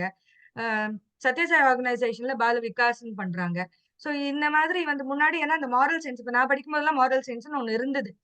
அது இன்டைரக்டா சப்கான்சியஸ் மைண்ட்ல போய் வந்து ஸ்டோர் ஆயிருக்கும். இன்னைக்கு நம்ம வந்து ப்ராப்ளம்ஸ் ஃபேஸ் பண்ண முடியறது, இவ்வளவு பிரச்சனைகளுக்கு நடுவுல நம்ம வந்து நம்மளால ஹேண்டில் பண்ண தெரியுது அப்படின்னா, இந்த மாதிரியான சில எஜுகேஷன்ஸ் தான் வந்து நமக்கு இன்டைரக்டா உள்ள வந்து அது போய் வேலை செய்யறது அப்படின்னு நான் நினைக்கிறேன். நம்மளோட அந்த சட்ஸ் சிறப்பு. அண்ட் குட் கம்பெனி, நம்ம நல்ல ம். சேர்க்கையோட நம்ம இருக்கிறச்சே. சோ இதெல்லாம் வந்து குழந்தைங்களுக்கு தெரியறது இல்ல. யூ அவாய்ட் பேட் கம்பெனி அப்படிங்கறதெல்லாம் வந்து நமக்கு சொல்லிக் கொடுக்கும் பொழுது, இது வந்து எல்லாம் அம்மா சொன்னா, சிறப்பு. ஜென்ரலா குழந்தைங்க அம்மா சொன்னா கேட்காது. இது என்னோட பர்சனல் ஆஹ் எக்ஸ்பீரியன்ஸ். நான் சொன்னா என் பொண்ணு கேட்காது. இதே மத்தவங்க யார் என்ன சொன்னாலும் மண்டையாட்டின்னு வரும். சோ நான் என்ன நினைக்கிறேன்னா, த்ரூ அதர்ஸ் நம்ம சொல்லும் பொழுது அதுல வந்து டெஃபினட்டா இம்பாக்ட் இருக்கும் அப்படின்னு தான் நான் நினைக்கிறேன். இருக்கு இருக்கு, சிறப்பு. பத்து அதுலயும் குழந்தைக்கு இருக்கு. போறேன்னா ஒரு இப்போ குழந்தையாவது நீங்க பெனிஃபிட் ஆகுது. சொல்ற மாதிரி கல்லூரிகள்லயும் பள்ளிகள்லயும் அதற்குண்டான வகுப்புகள் இருக்கு. ஆனா அதை எந்த அளவு அவங்களால அதுல ஈடு கொடுத்து செய்ய முடியுதுன்னு தெரியல. இப்ப போன வாரம் கூட இங்க இருக்கக்கூடிய ஒரு மகளிர் கல்லூரிக்கு அறநெறி கூட்டம்னு தான் அதுக்கு தலைப்பு வச்சிருந்தாங்க. அந்த கருத்தரங்குக்கு கேரக்டர் அறநெறி டெவலப்மெண்ட். கருத்தரங்குன்னு தான் கூப்பிட்டு அதுலதான் நான் போய் அந்த பெண் குழந்தைகளுக்கு பேசிட்டு இருந்தேன். அது மாதிரி நிறைய நடத்துறாங்க. ஆனா எல்லாமே ஒரு வேறொரு கண்ணோட்டத்துல நாம கொண்டு போக வேண்டியது இல்லை. எல்லாமே நேர்மறை கண்ணோட்டத்திலேயே நம்ம கொண்டு போனோம்னாலே அது சிறப்பா இருக்கும். குழந்தைகள் நல்லா இருக்கும். இல்ல இப்போ சிறப்பும்மா, என்னன்னா சிறப்பு. ம், ம், நான் ஒரே ஒரு கருத்து அதுல என்னன்னா ம். நான் என்ன நினைக்கிறேன் இந்த கருத்தரங்கம் அதெல்லாம் வந்து அவங்க கெரியர் டெவலப்மெண்ட் அதை மட்டும் தான் ஃபோக்கஸ் பண்ணி எடுத்துட்டு போறாங்க. பசங்களே இருக்கட்டும். Personal development, personal life handling டெவலப்மெண்ட்னு அவங்களுக்கு வந்து அது அவங்களுக்கு புரியணும் குழந்தைங்களுக்கு. இது வந்து இன்னைக்கு இது இன்னைக்கு வந்து அந்த கேரக்டர் இதெல்லாம் வந்து அதுங்களுக்கு பெருசா அதுங்களுக்கு தெரியலன்னா கூட அதுங்களோட லைஃப்ல வந்து அதுங்க ஹேண்டில் பண்ணணும் சுச்சுவேஷன்ஸ்ன்னு வரும்போது இது இன்டைரக்டா அவங்களுக்கு ஹெல்ப் பண்ணும். அப்படிங்கிறது அந்த குழந்தைங்க இப்ப தெரிஞ்சுக்கலன்னா கூட பிற்காலத்துல அவங்க ஹேண்டில் பண்ணும்போது டெஃபினட்டா அவங்களுக்கு வந்து அது ரியலைசேஷன் இருக்கும். சிறப்பு, சிறப்பும்மா. ஆமா. சிவா, நீங்க தொடருங்க. வேற யாரையாவதுனாலும் ஆ, கூப்பிடுங்க. அம்மாவ அப்புறம் அதுக்கப்புறமும் கூப்பிடுங்க. உங்களுடைய ம், விருப்பம். நானு போறேம்மா. சரிங்கம்மா. மருத்துவமா நீங்க ஒரு நன்றிம்மா. இது மட்டும் சொல்லி நீங்க நிறைவு பண்ணிக்கலாம். அதாவது 10 வருஷமா குழந்தை இல்லன்னீங்க. அப்போ வந்து உங்களுடைய குடும்பமும், சமூகமும் வந்து அதுக்கு வந்து உங்களுக்கு எப்படி ஆதரவச்சாங்களா? இல்ல எதிர்த்தாங்களா? என்ன மாதிரி உங்கள இது பண்ணாங்க? அந்த கருத்து மட்டும் கொஞ்சம் சொல்லுங்க. நான் வந்து அந்த மாதிரி எதுவும் நான் வந்து ஃபேஸ் பண்ணல. ஆனா எனக்கே அந்த ஒரு ஒரு ஃபீலிங் வந்து நமக்கு இல்ல அப்படிங்கிற பொழுது அவங்க சமூகத்துல இருந்து நமக்கு வரலன்னா கூட நினைச்சுப்பாங்களோ நம்ம போயிட்டா அந்த இடத்துல இப்படி நினைச்சுப்பாங்க. நம்மளே வந்து நமக்கு சில சமயம் அந்த தாழ்வு மனப்பான்மை வந்துரும். எதிரின்னு சொல்லுவாள்ல அந்த மாதிரி பர்சனலா எதுவும் இல்ல. ஆனா வந்து ஒரு ஒரு 1 ஆர் 2 இன்சிடென்ட்ஸ்ல நடந்தது எப்படின்னா, என் நாத்தனார் பொண்ணுக்கு இது வளகாப்பு அப்படின்னு பண்ணும்பொழுது என்ன கூட உட்கார வைக்கும் பொழுது நான் ஒரு ஜெனரேஷன் அவங்களுக்கு ப்ரீவியஸ் அடுத்த ஜெனரேஷனோட என்ன உட்கார வச்சு எனக்கும் வளகாப்பு அந்த சமயத்துல வளையல் போடுறாங்க அப்படின்போ அவங்க யாரும் அது வந்து அவங்க இன்சல்ட்டா பண்ணல. இவளுக்கும் நல்லது நடக்கணும் அப்படின்னு தான் அவங்க பண்றாங்க. ஆனா எனக்கு வந்து பர்சனலா அது வந்து நம்மள நம்ப நம்ம அவமானப்படுறோமோ, அசிங்கப்படுறோமோ அப்படின்னு நமக்கே நம்ம மேல ஒரு இது. இது வந்து எங்க 2 பேருக்குள்ள வந்து நெறைய தடவ வந்து பிரச்சனைகள் வந்திருக்கு அதனால. எனக்கும் என் ஹஸ்பண்டுக்குமே அவருக்கு அவருக்கு பிடிக்காது இந்த மாதிரி பண்றது. அ அழுகை வரும் மனசுக்குள்ள. ஒரு ஒரு அழுகை வந்து எப்ப பார்த்தாலும் இருந்துகிட்டே இருக்கும்னு சொல்லுவாள்ல. உள்ளூர ஒரு அழுகை. அது இருந்துட்டே இருந்தது ரொம்ப நாளைக்கு. அது வந்து அது குழந்தை பொறந்த பிறகு தான் அது போச்சு அந்த ஃபீலிங்ஸ். சொசைட்டி பண்றாங்களோ இல்லையோ நமக்கே நம்மளே நமக்கு வந்து ஒரு இதுன்னு நினைச்சுப்பேன் நான் நினைக்கிறேன். சிறப்புங்கம்மா. சமூகத்துக்கு உங்க வாழ்க்கையில இருந்து நீங்க சொல்ல வர கருத்து என்ன? இல்ல மற்ற பெண்களுக்கு சொல்ல வர்றது என்ன செய்தி? நான் என்ன சொல்றேன்னா, நான் தான் ரொம்ப சாதிச்சுட்டேன் அப்படின்லாம் எனக்கு அப்படி இது இல்ல. எல்லாருக்குமே அவங்க அவங்களோட ஸ்டேஜஸ் ஆஃப் லைஃப்ல வந்து நெறைய பிரச்சனைகள் வரும். அத எப்படி ஹேண்டில் பண்ணணும் அப்படிங்கிறது வந்து நம்மளோட பேரண்ட்ஸ் டெஃபினட்டா வந்து சப்போர்ட்க்கு இருப்பாங்க. நம்ம எல்லாத்தையும் அவங்க கிட்டக்க ஷேர் பண்ணி, டிஸ்கஸ் பண்ணி என்ன பண்ணணும் அப்படிங்கிறத அ ப பேசி நம்ம வந்து அத வந்து நம்ம எப்படி அத ஹேண்டில் பண்ணணும் அப்படிங்கிறத தெரிஞ்சுக்கலாம். கடவுள் நமக்கு என்னைக்கும் துணை இருப்பார். அவரோட அந்த பிரேயர்ஸ் அப்படிங்கிறது ஆர் ஆன்சர்ட் அப்படிங்கிறது வந்து டெஃபினட்டா அ நம்ம வந்து அதையும் வச்சுக்கணும்.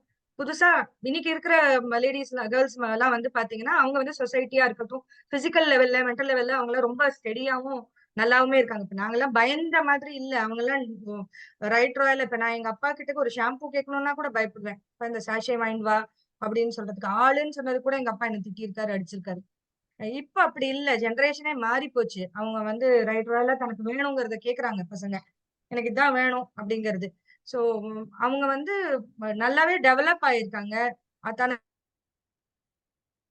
தனக்கு தோணின விஷயங்கள அவங்களால ஷேர் பண்ணிக்க முடியுது. இது நல்ல அந்த ஷேர் பண்ணிக்கணும். அதெல்லாம் வந்து அவங்க ரைட் இதுல வந்து அவங்க யூஸ் பண்ணிட்டு போகணும் அப்படிங்கிறது தான். தப்பான வழியில யூஸ் பண்ணிக்காம அந்த ஷேரிங், அந்த ஃப்ரீடம் அப்படிங்கிறத ராங் இதுல எடுத்துன்னு போகாம அத சரியா உபயோகப்படுத்தணும் அப்படிங்கிறது. சிறப்பு, சிறப்புங்கம்மா. இன்னைக்கு வந்து மது நாராயண் வந்து நம்மளோட சேர்ந்து அவங்களுடைய வாழ்க்கையுடைய நினைவலைகள பகிர்ந்துக்கிட்டாங்க. இதே மாரி ஒவ்வொரு பெண்ணும் வந்து பிறந்ததிலிருந்து இப்ப இன்றைக்கு வரைக்கும் வந்து பல போராட்டங்கள பல கட்டத்துல சந்திச்சுட்டு வராங்க. அதுக்கெல்லாம் தீர்வு வந்து ஒண்ணு நம்ம மேல நம்ம வைக்கிற நம்பிக்கை. அடுத்து பெத்தவங்க, பெரியவங்கள வந்து பின்பற்றுவது. 3வதா எல்லாத்துக்கும் மேல கடவுள். கடவுள் நம்பிக்கை. இதெல்லாம் இருந்து நம்ம செய்யறது சரியா இருந்ததுன்னா, எந்த மாரி ஒரு போராட்டத்தையும் வந்து நம்ம ஜெயிச்சு முன்னேறலாம் அப்படின்றது தான் வந்து இன்னைக்கு நமக்கு சொல்லியிருக்காங்க. சிறப்புங்கம்மா. இது போல இன்னும் ஒரு பெண்மணிய நம்ம இப்ப சந்திக்கலாம். இப்போ வந்து வித்யா அசோக் அவங்கள வந்து நம்ம பார்த்து அவங்ககிட்ட பேசலாம். வாங்கம்மா வித்யாம்மா. உங்களுடைய ஒலிவாங்கிய தரங்க. ஒலிவாங்கிய திறந்துட்டு பேசுங்க. வணக்கம்மா.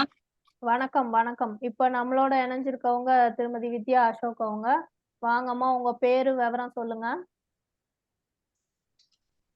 என் பேர் வித்யா. உங்க கணவர் பேரு? என் கணவர் பேர் அசோக். அவங்க கல்பாக்கத்துல வேலை பாக்குறாங்க. இந்திரா காந்தில வேலை பாக்குறாங்க. சயின்டிபிக் ஆபீஸரா இருக்காங்க. அவங்க சிவில் இன்ஜினியர் சிவில் படிச்சிருக்காங்க. எனக்கு ஒரு பையன் இருக்கான். அந்த பையன் 5th ஸ்டாண்டர்ட் படிக்கிறான். அவன் பேர் வந்து அகிலன். ஸ்கூலுக்கு போயிருக்கான். இப்ப ஆனுவல் எக்ஸாம் நடந்துட்டு இருக்குது. சிறப்பு சிறப்புங்கம்மா. நீங்க பிறந்தது எங்க? உங்க அம்மா அப்பா பத்தி சொல்லுங்க. நாங்க வந்து சென்னையில பிறந்தேன். ஆனா நாங்க பூர்வீகம் வந்து எங்க அப்பாவோட வந்து சோழவந்தான். ஒரு கிராமத்துலதான் பிறந்து அங்க இருந்து. எங்க அப்பா பேர் வந்து ராமசுப்ரமணி, அம்மா பேர் வந்து சிவகாம சுந்தரி. சொல்லுங்க, கல்யாணத்துக்கு முன்னாடி உங்க வாழ்க்கை அம்மா அப்பா கூட என்ன மாதிரி இருந்தது? அம்மா அப்பாவோட ஒரு லைஃப் சந்தோஷமா இருந்துச்சு. நம்ம விளையாட்டுத்தனமா ஸ்கூலுக்கு போய் இது பண்ணி நல்லா இருந்து ஆரம்பிச்சு. அது ஒரு லைஃப் என்ஜாய் பண்ணுற வயசு. அதுதான் சின்ன வயசு. எங்கன்னா வெளியில போய் இது பண்ணுறது அது நல்லா இருந்துச்சு. ஃப்ரெண்ட்ஸோட இது பண்ணது. கூட பிறந்தவங்க? கூட வந்து ஒரு அக்கா இருக்காங்க. அவங்க வந்து எண்ணூர்ல இருக்காங்க.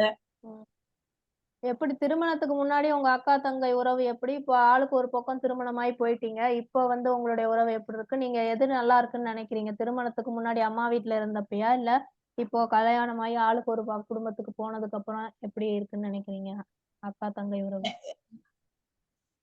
கல்யாணத்துக்கு முன்னாடி வந்து 2 பேரும் சண்டை போட்டுட்டு தான் இருப்போம் வீட்டுல. கல்யாணத்துக்கு அப்புறம் சண்டை போடுறதுனா இல்ல. அதுக்கு முன்னாடி வந்து சண்டை போட்டுட்டே இருப்போம் வீட்டுல. இல்ல, அப்ப என்ன நினைப்பீங்க?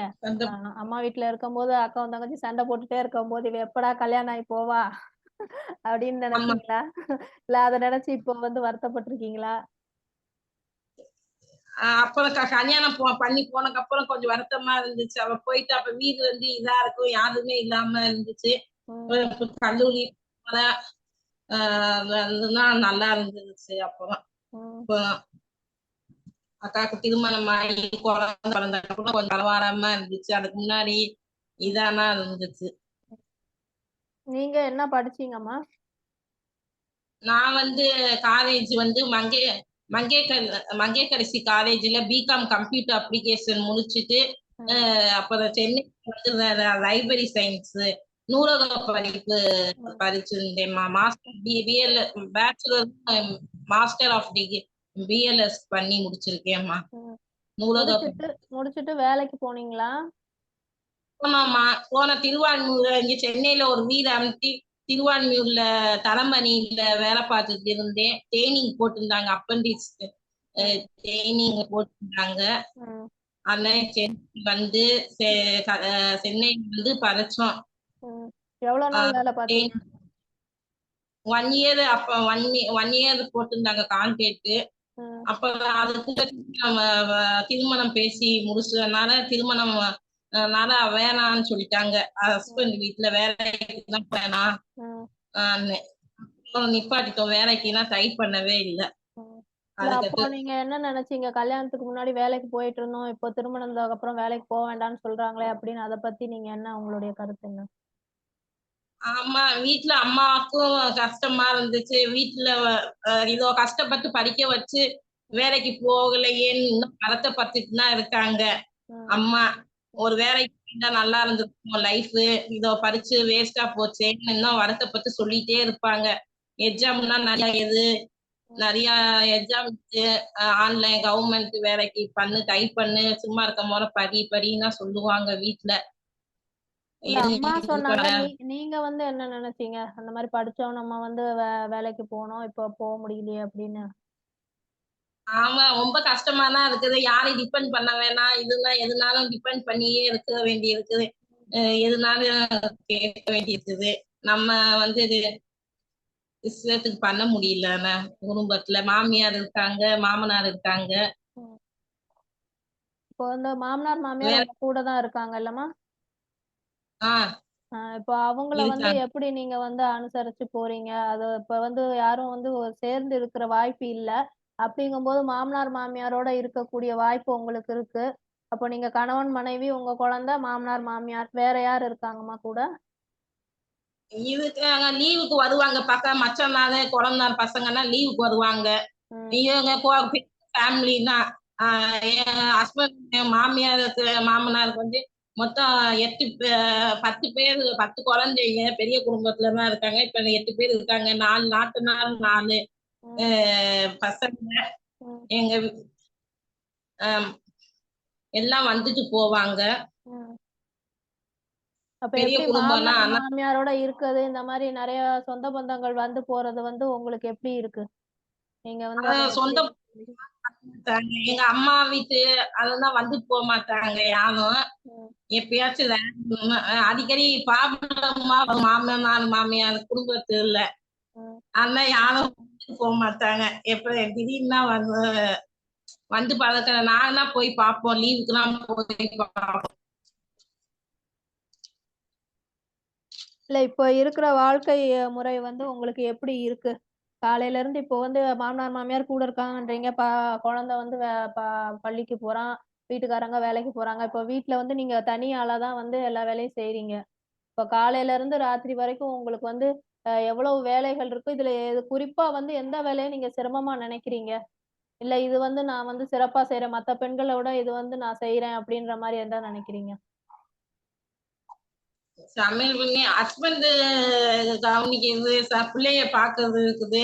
அவங்க மாமியார் கொஞ்சம் உதவி செய்வாங்க. கொஞ்சம் சமையல் பண்ணி கொஞ்சம் ஹெல்ப் பண்ணுவாங்க. இருந்தாலும் வர வரன்னு பேசிட்டே இருப்பாங்க. ம். இதுக்கு கோவம் வரும். பத்து பத்து பேசிட்டு இருப்பாங்க. ஆனா கொஞ்சம் பிரச்சனை சால்வ் பண்ணிடலாம். அட்ஜஸ்ட் பண்ணினா இருக்க முடியும் ஃபேமிலியில. இல்ல இது வந்து உங்களுக்கு அதுல எப்படி ஒரு இல்லத்தரசியா இருந்து குடும்பத்த கொண்டு போறது வந்து உங்களுக்கு எப்படி பெருமையா இருக்கா? இல்ல சலிப்பா இருக்கா? இல்ல அங்கீகாரம் இல்லையே அப்படின்னு ஒரு ஆதங்கமா இருக்கா? இப்ப நீங்க சொல்றீங்கல்ல இல்ல படிச்சுட்டு வேலைக்கு போல, வேஸ்ட்டா போச்சு படிப்புன்னு அம்மா வருத்தப்படுறாங்கன்னு. சரி அந்த வேலை நமக்கு போறதுக்கு வாய்ப்பு கிடைக்கல. நமக்கு கிடைச்ச வாய்ப்பு இதுதான். இந்த குடும்பம், மாமனார், மாமியார், கணவன், குழந்தைகள். இப்ப இத செய்யும்போது இத எப்படி நம்ம சிறப்பா செய்யறது அப்படின்னு யோசிச்சிருக்கீங்களா? இல்ல இந்த இதுல வந்து உங்களுக்கு வேற எதுவும் இருக்கா? குறைபாடு இருக்கா? இல்ல இத சிறப்பா செய்யணும்னு எல்லாம் இருக்கும் எண்ணம் ஆயிடுச்சு. இத்தனை வருஷம் போகல, இத்தனை வருஷம் இது இப்ப பழகிருச்சு. ம். குடும்பத்துல பிள்ளைய கவனிக்கணும், பிள்ளைக்கு பாடம் சொல்லி கொடுக்கறது, ம். அது பார்த்தா போதும்னு சொல்லிட்டாங்க. என்ன ம். ஆனா சிறப்பு. இதுக்கு நடுவுல நீங்க வந்து நம்மளுடைய சங்க தமிழ் இலக்கிய பூங்கால வந்து உத்தமர் காந்தி நிகழ்ச்சியில வந்து சத்திய சோதனை வாசிக்கிற நிகழ்ச்சியில வந்து சத்திய சோதனை புத்தகம் வாசிச்சீங்க. அந்த நிகழ்ச்சியில கலந்துக்கிட்டீங்க. அத பத்திலாம் நீங்க என்ன நினைக்கிறீங்க? உங்க குடும்பத்துல வந்து என்ன சொன்னாங்க அதுக்கு? நல்லா இருந்துச்சு, பரவாயில்ல. ம். ரொம்ப சிறப்பா இருந்துச்சு. ராஜாமணி அம்மாவோட கதை பார்ப்பேன். தங்கச்சங்கரி நல்லா பேசுவாங்க, பாடுவாங்க. எல்லாமே நல்லா இருக்கும். அவங்க ம். ஐயா பேசுறதும் நல்லா இருக்கும். நான் பார்த்துட்டு தான் இருக்கேன். ம். ரொம்ப சந்தோஷமா இருக்கும். அது பார்க்கும் போத, ஃப்ரீயா இருக்கும் போத ம். பார்க்க. ம். சிறப்பு, சிறப்புங்கம்மா. இது போல வந்து இல்லத்தரசிகளா இருக்கக்கூடிய பெண்களுக்கு நீங்க என்ன சொல்ல விரும்புறீங்க? இல்ல அது அவங்களுக்கு புடிச்சிருந்தா இருக்கலாம். இல்லாட்டினா வேலைக்கு போறதுதான் நல்லது. ஆனா யாரை இது பண்ண வீட்டுல இருந்தா பிரச்சனை வந்துட்டு தான் இருக்குது. யாராவது ஒண்ணு சொல்லுவாங்க தானே. அவங்க யாரையும் டிபெண்ட் பண்ணாம வேலைக்கு போறதுதான் நல்லதுன்னு நான் நினைக்கிறேன். குடும்பத்துல தனித்தனியா இருக்கிறவங்க பிள்ளைங்களை பார்த்துட்டு இருக்கலாம். ம். இல்ல இப்ப நெறைய பேர் சொல்றாங்கல்ல, வீட்ல பொண்டாட்டி சும்மா தான் இருக்கா, இல்ல எங்க அம்மா சும்மா தான் இருக்காங்க, வீட்ல தான் இருக்காங்க அப்படின்றாங்கல்ல. அந்த கருத்துக்கு நீங்க என்ன சொல்ல விரும்புறீங்க? அதாவது இல்லத்தரசிகள்லாம் சும்மா தான் இருக்காங்களா? இல்ல வீட்ல இருக்கவங்க சும்மா தான் இருக்காங்களா? அப்படின்னா என்ன? ஏன் அப்படி சொல்றாங்க? சும்மா அவங்களுக்கும் வேலை இருக்கும். வீட்டு வேலை செய்யவே காலையில இருந்து நைட் வரைக்கும் வேலை இருந்துட்டு தான் இருக்கும். அவங்க சும்மா இருக்காங்கன்னு சொல்ல முடியாது. ம். சொல்ல சும்மா முடியாதுங்க. இருக்காங்கன்னு சொல்லக்கூடாது. சும்மா இருந்தாங்கன்னா தெரியும். ஒரு நாள் வந்து இல்லத்தரசி சும்மா இருந்தா, அந்த இல்லம் எப்படி இருக்கும்ன்றது சும்மா இருந்தா தான் தெரியும். வ- வ- வடிவேலு சொல்ற மாதிரி வித்யா சும்மா இருந்து பார்த்தாதான் தெரியும். யாருமே இல்லாம எந்த வேலையுமே இல்லாம வீட்டுல சும்மா உக்காந்து இருக்கிற அன்னைக்கு தெரியும் பைத்தியம் பிடிச்ச மாதிரி. இல்ல பீரோவுல இருக்கிற துணியை மறுபடியும் கீழையாவது தூக்கி போட்டு ஏதாவது மறுபடியும் மடிச்சு வச்சாதான் நிம்மதியா இருக்கும். ஆனா அப்படிப்பட்ட ஒழுங்கா நேரம் இப்ப கிடைக்கிறது இல்ல. அது வேற. சொல்லுங்க. சொல்லுமா வித்யா. சும்மாலாம் சும்மாலாம் இருக்க முடியாது. வேலை பார்த்துட்டு தான் இருக்க முடியும் இல்லத்தரசிய. காலையில கிரிஜாம்மா நீங்களும் ரொம்ப ரசிச்சு தலையாட்டினீங்க. ஏதாவது சொல்லுங்க. அவங்க இல்லைங்கம்மா சொல்றது. நான் வந்து இல்ல இல்ல அவங்க அவங்க இந்த பேசும்போது அதுதான் ம். சொல்றாங்க. நம்மளுக்கு வந்து அந்த ஒரு தன்னம்பிக்கை வர்றது வந்து அந்த ஒரு வேலைக்குன்னு போகும்போது அந்த ஒரு பணத்தை வச்சுதான் நம்ம எல்லாத்தையுமே முடிவு பண்றோம்னு போது மனசு கஷ்டமா இருக்கு. வேற ஒண்ணுமே இல்ல. அந்த ஒரு பணம்ன்றது வந்தாதான் வந்து அந்த தன்னம்பிக்கை வரும் அப்படின்னும் போது வரும். ஒரு correct. பெண்ணா அது ரொம்ப கஷ்டமா இருக்கு. வீட்டுல ஆமா. வேலை இல்ல வேலை இல்லைன்னா வேலை இல்லாம இருக்கா வேலை வேலை அதான் இல்லாமல இருக்கு. வீட்டுல இருந்து பார்த்தா 1000 வேலை. வெளிய இல்ல அதான் போனாலும் அது ஒரு வந்து வேலையும் ஒரு ஆமா. ஆதாரம், ஒரு சாட்சியாக இருக்கு. சம்பளம்னு ஒண்ணு கையில வாங்குனா அவங்க எல்லாம் வேலை பாக்குறாங்க. சம்பளம் இப்ப இதே நம்ம ஆ, சும்மா இருந்துட்டு அதுக்கெல்லாம் ஒன்னொன்னுக்கும் ஆள் வச்சா சம்பளம் கொடுத்து கட்டுப்படி ஆகுமா? ஆ, இல்லத்தரசி செய்யற வேலைக்கு ஆ. பூரா ஒரு ஆள் வச்சீங்கன்னா எவ்வளவு கேக்குறாங்க? இப்ப எல்லாம் ஒரு வேலைக்கு இவ்வளவு வேலை, இவ்வளவு சம்பளம். பாத்திரம் கழுவணுமா இவ்வளவு, துணி துவைக்கணுமா இத்தனை பேர்னா இத்தனை சம்பளம், வீட பாத்துக்கிறாங்க பெரிய வீடுன்னா அதுக்கு ஒரு சம்பளம். அந்த மாதிரி நான் சரி. இல்லத்தரசி பார்க்கக்கூடிய இப்போ வேலைக்கு சம்பளம். சமைக்கிறதுக்கே ஒரு ஆள் வச்சு பாருங்க. ஆமா 3 நேரம் சமைக்கிறதுக்கே ஒரு ஆள் வச்சு சமைக்கணும்னா பாருங்க எவ்வளவு. அப்புறம் அதை எடுத்து கிளீன் பண்றதுக்கும் அப்புறம் அதுல நம்முடைய சிக்கனம் வேற. ஆளுங்களை வைக்கிறது ஒண்ணு, அதிகமான பொருள் செலவழிக்கும். ஆமா. நாம செய்யும் பொழுது இப்ப பெரிய விழாவெல்லாம் ஆளை வச்சு நாம சமைக்கிறோம். ஆனா அன்னைக்கு அவங்க வந்து நிறைய அப்படியே இந்த வேஸ்ட் பண்ணிட்டு போறத பார்க்கும்பொழுது மனசுக்கு கஷ்டமா இருக்கும். இப்ப நம்மளா இருந்தா அது பார்த்து பார்த்து எவ்வளவு சிக்கனமா அதுவும் செய்வோம். இல்லாம இப்ப அதுலயே இல்லத்தரசிக்கு நமக்கு ஒரு விடுமுறை ம்ஹும். கிடையாது. வேலைக்கு வரவங்களுக்கு ஞாயிற்றுக்கிழமை விடுமுறை. வேற நாள்லாம் எடுத்துக்கிறாங்க விடுமுறை. அப்ப அதெல்லாம் பார்க்கறதுனால மதிப்பு இல்லாம போயிருது. சரியா அதனால சொன்னீங்கம்மா. இன்னொன்னு இதுல பாரு இதுல சிவா, நம்ம நடுத்தர 60 மக்கள் தான் ரொம்ப வயதுக்கு அ- 60 வயதுக்கு மேல ஒரு ஓய்வே இல்லையே. அந்த வேலைக்காவது ஒரு ஓய்வு இருக்குது. ஆமா. எங்க அம்மா இந்த வேலைக்கு சொல்லுவாங்க. எத்தனை அவங்க வந்து 60 வயசுல ஓய்வு பெற்றுட்டாங்க. இன்னும் நான் எனக்கு வந்து ஓய்வு இல்ல. எனக்கு 60வது குடுக்கலாம்ல. பெண்களுக்கு மட்டும் எத்தனை வயசு ஆனாலும் ஓய்வே கிடையாது. ஆமா, பென்ஷனுக்கு போராட வேண்டியதுதான். பென்ஷன் சொல்லுங்க. சம்பளம் வந்தா தானே பென்ஷன் தர்றதுக்கு. ஓய்வு குடுத்தா போதும். பென்ஷன் யாருக்கு வேணும்? ஆமா, அது மாரி சிறப்பு. சிறப்பு. கிரிஜாம்மா ஏதோ சொல்ல வந்தீங்க சொல்லுங்க. இல்லம்மா இதுல நிறைய மாட்டிக்கிறது இந்த நடுத்தர மக்கள் தான் மாட்டிக்கிறாங்க. நடுத்தரம் இதா இருக்காங்க இல்லையா? அவங்கதான் அவங்களால இறங்கி வெளியில அந்த மாதிரி வேலைக்கும் போக முடியல. இல்லாம இதான். அவங்களால அதனால என்னன்னா இந்த மாதிரி அவங்கள வீட்லயும் வச்சு இந்த மாதிரி நீ சும்மா தானே இருக்க, நீ சும்மா தானே இருக்க வீட்ல, நீ பண்ணுன்னும் போது அவங்களுக்கு அந்த மன கஷ்டம். அதுவே கிரிஜாம்மா நீங்க சொன்னது 100க்கு 100 உண்மை. நடுத்தர வர்க்கத்துல இருக்கிறவங்க தான் வெளியவும் போக முடியாத வீட்டுல இருக்கக்கூடியது ஆனா கீழே இருக்கிறவங்க பாருங்களேன், 2 பேருமே தான் வேலைக்கு போறாங்க. போயிருவாங்க. கீழே இருக்கக்கூடிய ஆமா இப்ப எங்களுடைய வீட்டுக்கு கூட +2 படிச்சுட்டு நல்ல அறிவு தான். அவன் வரல, வந்திருந்தான்னா அவகிட்ட நான் பேட்டி எடுக்கலாம்னு கூட நினைச்சேன். மாட்டு வண்டி தான் அவர் ஓட்டுவாரு. குழந்தைங்க 3 குழந்தைங்க. அவ்வளவு வேகமா வேலை செய்வா, சுத்தமாவும் செய்வா. அதாவது கீழே இருக்கிறவங்க எல்லாம் 2 பேருமே தான் பாடுபடுறாங்க. இப்ப மேஸ்திரி கட்டட வேலைக்கு பார்த்தோம்னா இப்ப குழந்தைய கொண்டு போய் எங்க தொட்டில போட்டுட்டு அவளும் தான் பாடுபடுறா. மிகப்பெரிய அளவுக்கு படிச்சுட்டாங்கன்னா அவங்க வேலைக்கு போறாங்க. நீங்க சொல்ற மாதிரி இந்த நடுத்தர குடும்பத்துல இருக்கிறவங்க வேலைக்கும் போக முடியாம வீட்டுல இருந்துகிட்டு அவங்களுடைய அறிவு திறமையெல்லாம் பயன்படுத்திக்கிட்டு வெளியே வந்து நாங்க வீட்டுல சும்மா இருக்கிறோங்கிற அந்த சும்மா இருக்கிறோங்கிற வார்த்தை வேற சுமையா கருதிக்கிட்டு ரொம்ப கஷ்டமா தான் இருக்கு. சிறப்பு ஆமா. தான் அம்மா நீங்க இந்த சொன்னது. இடத்துல ஏதாவது நான் சுருக்குன்னு ஒண்ணு சொல்லுங்க. சொல்லணும்னு நினைக்கிறேன். நீங்க சொல்லுங்க. இந்த வாங்கம்மா வாங்க சொல்லுங்க.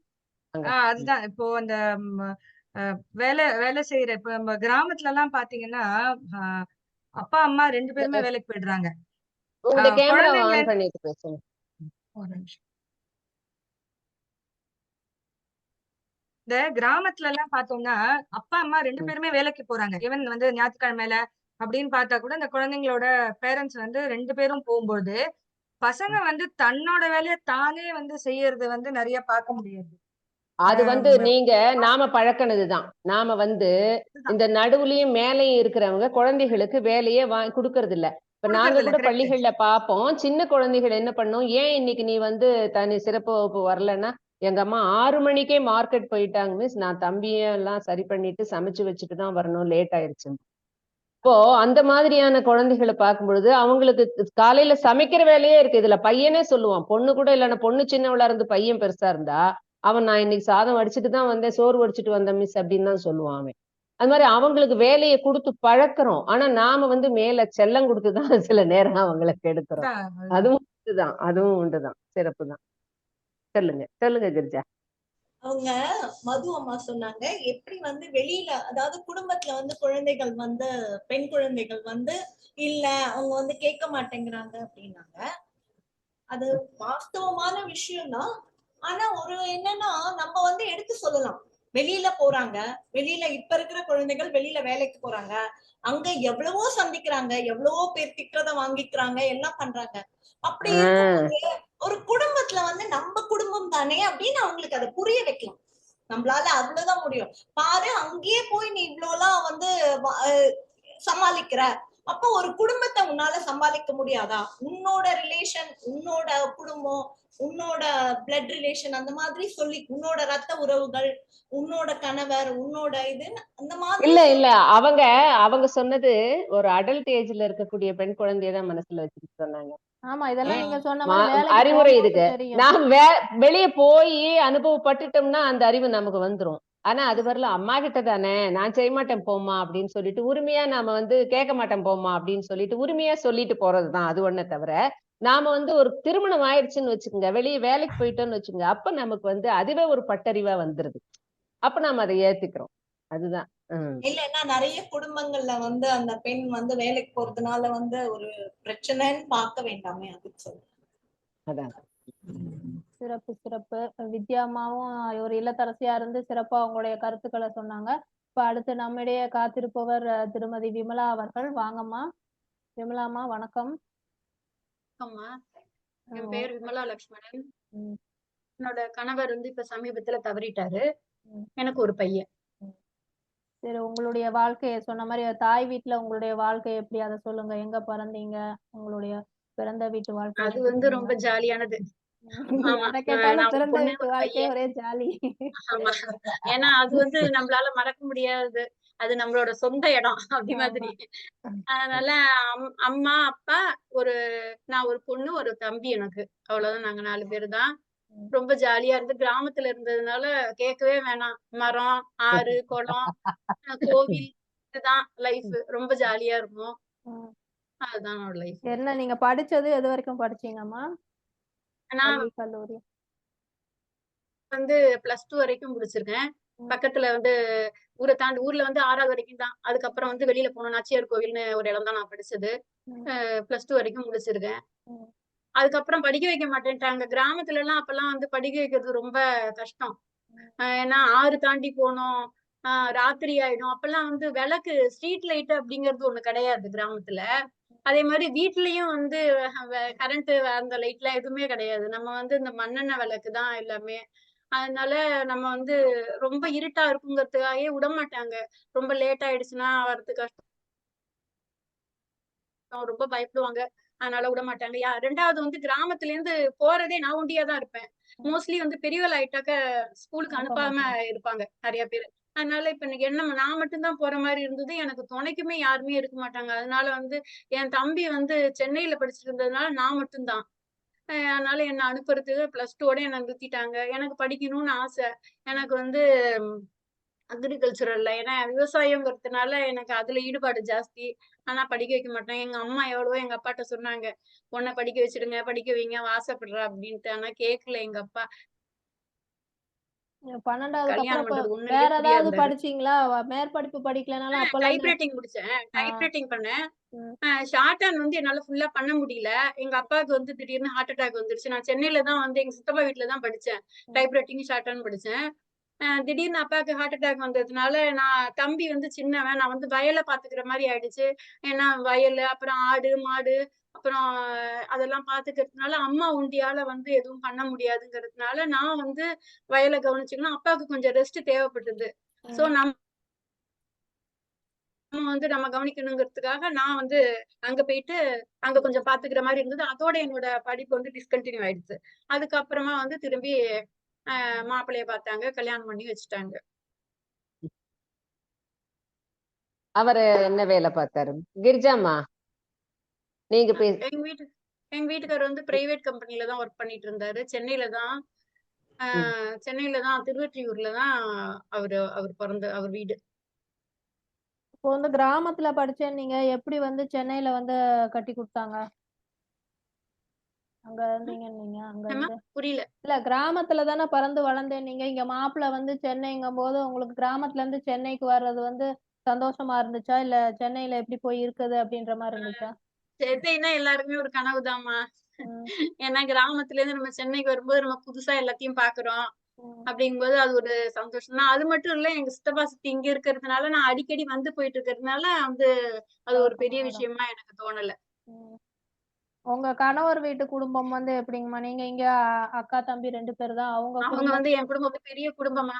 8 நாத்தனாரு, எங்க வீட்டுக்காரோட சேர்த்து 4 பசங்க, மொத்தம் வந்து 12 பேர், பெரிய ஃபேமிலி. நான் ஒரே பொண்ணு, செல்லமா வளர்ந்தேன். ஒத்தையா வளர்த்து பெரிய குடும்பத்துல கொடுத்துட்டாங்க. சரி, அங்க போயிட்டு உங்க புகுந்த வீட்டு வாழ்க்கை எப்படி இருந்தது? நாத்தனார், மாமியார், உங்க கணவன், அதான் சொல்றேனே, ஒரே ஒரு பொண்ணா இருந்து அவ்வளவு பெரிய குடும்பத்துல குடுத்ததுமே எனக்கு வந்து பார்த்ததுமே எனக்கு, ஏன்னா நான் ஃபர்ஸ்ட் நான் வந்து பயந்தது வந்து எங்க வீட்டு டிகாஷனை பார்த்துதான் பயந்தேன். ஏன்னா அவ்வளவு பெரிய பாத்திரத்துல டிகாஷன் போட்டிருந்தாங்க. ஃபில்டர் வந்து இவ்வளவு பெரிய ஃபில்டர். நான் முதல்ல ஷாக் ஆனதே காபி. ஐயோ, இவ்வளவு பெரிய ஃபில்டர் எல்லாம் இருக்கா? கல்யாணத்துல பாத்துருக்கோம், ஆனா ஒரே பையனா? நீங்க ஒரே மருமகள்? இல்ல, ஒரு பொண்ணு இருக்காங்க, மருமக இருக்காங்க. ஏன்னா 8 நாத்தனார் எனக்கு, 4 பசங்க, 8 பொண்ணுங்க, என் வீட்டுக்கு அடுத்தது 4 பையன், மொத்தம் 12 பேரு. ஆனா அவங்க கல்யாணம் ஆனவங்க எல்லாம் தனியா போயிட்டாங்க. நான் மட்டும்தான் வந்து ஜாயிண்ட் ஃபேமிலில இருந்தேன். அவங்க எல்லாம் வந்து மூத்தவங்க தான். ஆனா வந்து அவங்க என்னன்னா ஏதோ ஒரு காரணத்துக்காக அவங்க தனியா போயிட்டாங்க. ஆனா வந்து நான் மட்டும் வந்து தனியா போக கூடாது. ஏன்னா உறவுகள் தான் நம்மளுக்கு ரொம்ப முக்கியம். அதனால நம்ம வந்து கூட தான் இருக்கணும் அப்படின்ட்டு இருந்தேன். நிறைய வந்து கஷ்டங்கள் இருக்கும். ஏன்னா நாத்தனார் எல்லாம் அதே அந்த ஏஜ் தான், எனக்கு இருக்கிற அதே அந்த வயசு தான் இருக்கிறதுனால நிறைய பிரச்சனை. இப்ப நீங்க வந்ததுக்கு அப்புறம் தான் ஒவ்வொரு அதெல்லாம் சமாளிச்சுட்டு நீங்க தான் நாத்தனாருக்கு கல்யாணம் பண்ணிருக்கீங்களா? இன்னும் சொல்ல போனா நான் தான் பார்த்தேனே சொல்லலாம். எனக்கு வந்து 20 வயசுலயே கல்யாணம் ஆயிடுச்சு. என்ன நாத்தனார் வந்து 21 வயசுல இருந்தாங்க வீட்டுல. அதெல்லாம் பார்க்கும்போது எனக்கு கஷ்டமா இருக்கும். சரி, முதல்ல இவங்களுக்கு எப்படியாவது கல்யாணம் பண்ணிடணும். ஏன்னா பெரிய ஃபேமிலியா தான். 5 என்னமோ சொல்லுவாங்க, 5 பொண்ணு பொண்ணா அரசனுமே ஆண்டின்னு சொல்லுவாங்க. அங்க வந்து 8 பொண்ணு. மாமனார் வந்து ரைலாண்ட்ல தான் ஒர்க் பண்ணாரு. இருந்தாலும் வந்து அந்த காலகட்டத்துல அந்த வருமானத்துல அத்தனை குழந்தைகளையும் படிக்க வச்சு அத வளர்க்கறதே ஒரு பெரிய விஷயம். ஒவ்வொருத்தரையும் கல்யாணம் பண்ணி கொடுக்கறதுன்னா அவங்களுக்கு நகையை போடணும், கல்யாணம் பண்ணி கொடுக்கணும். நான் போயிருக்கும்போது, நான் கல்யாணம் ஆனப்போ எனக்கு 2 நாத்தனார் கல்யாணம் ஆயிருந்தது. மிச்சம் எல்லாமே யாருமே கல்யாணம் பண்ணாதான் இருந்தாங்க. அப்புறம் ஒவ்வொருத்தருக்கா நான் தான் வந்து அப்பெல்லாம் வந்து இந்த மங்கையர் மலர்ல வந்து வரன் வரும். அதெல்லாம் பார்த்து நானே இது பண்ணேன்.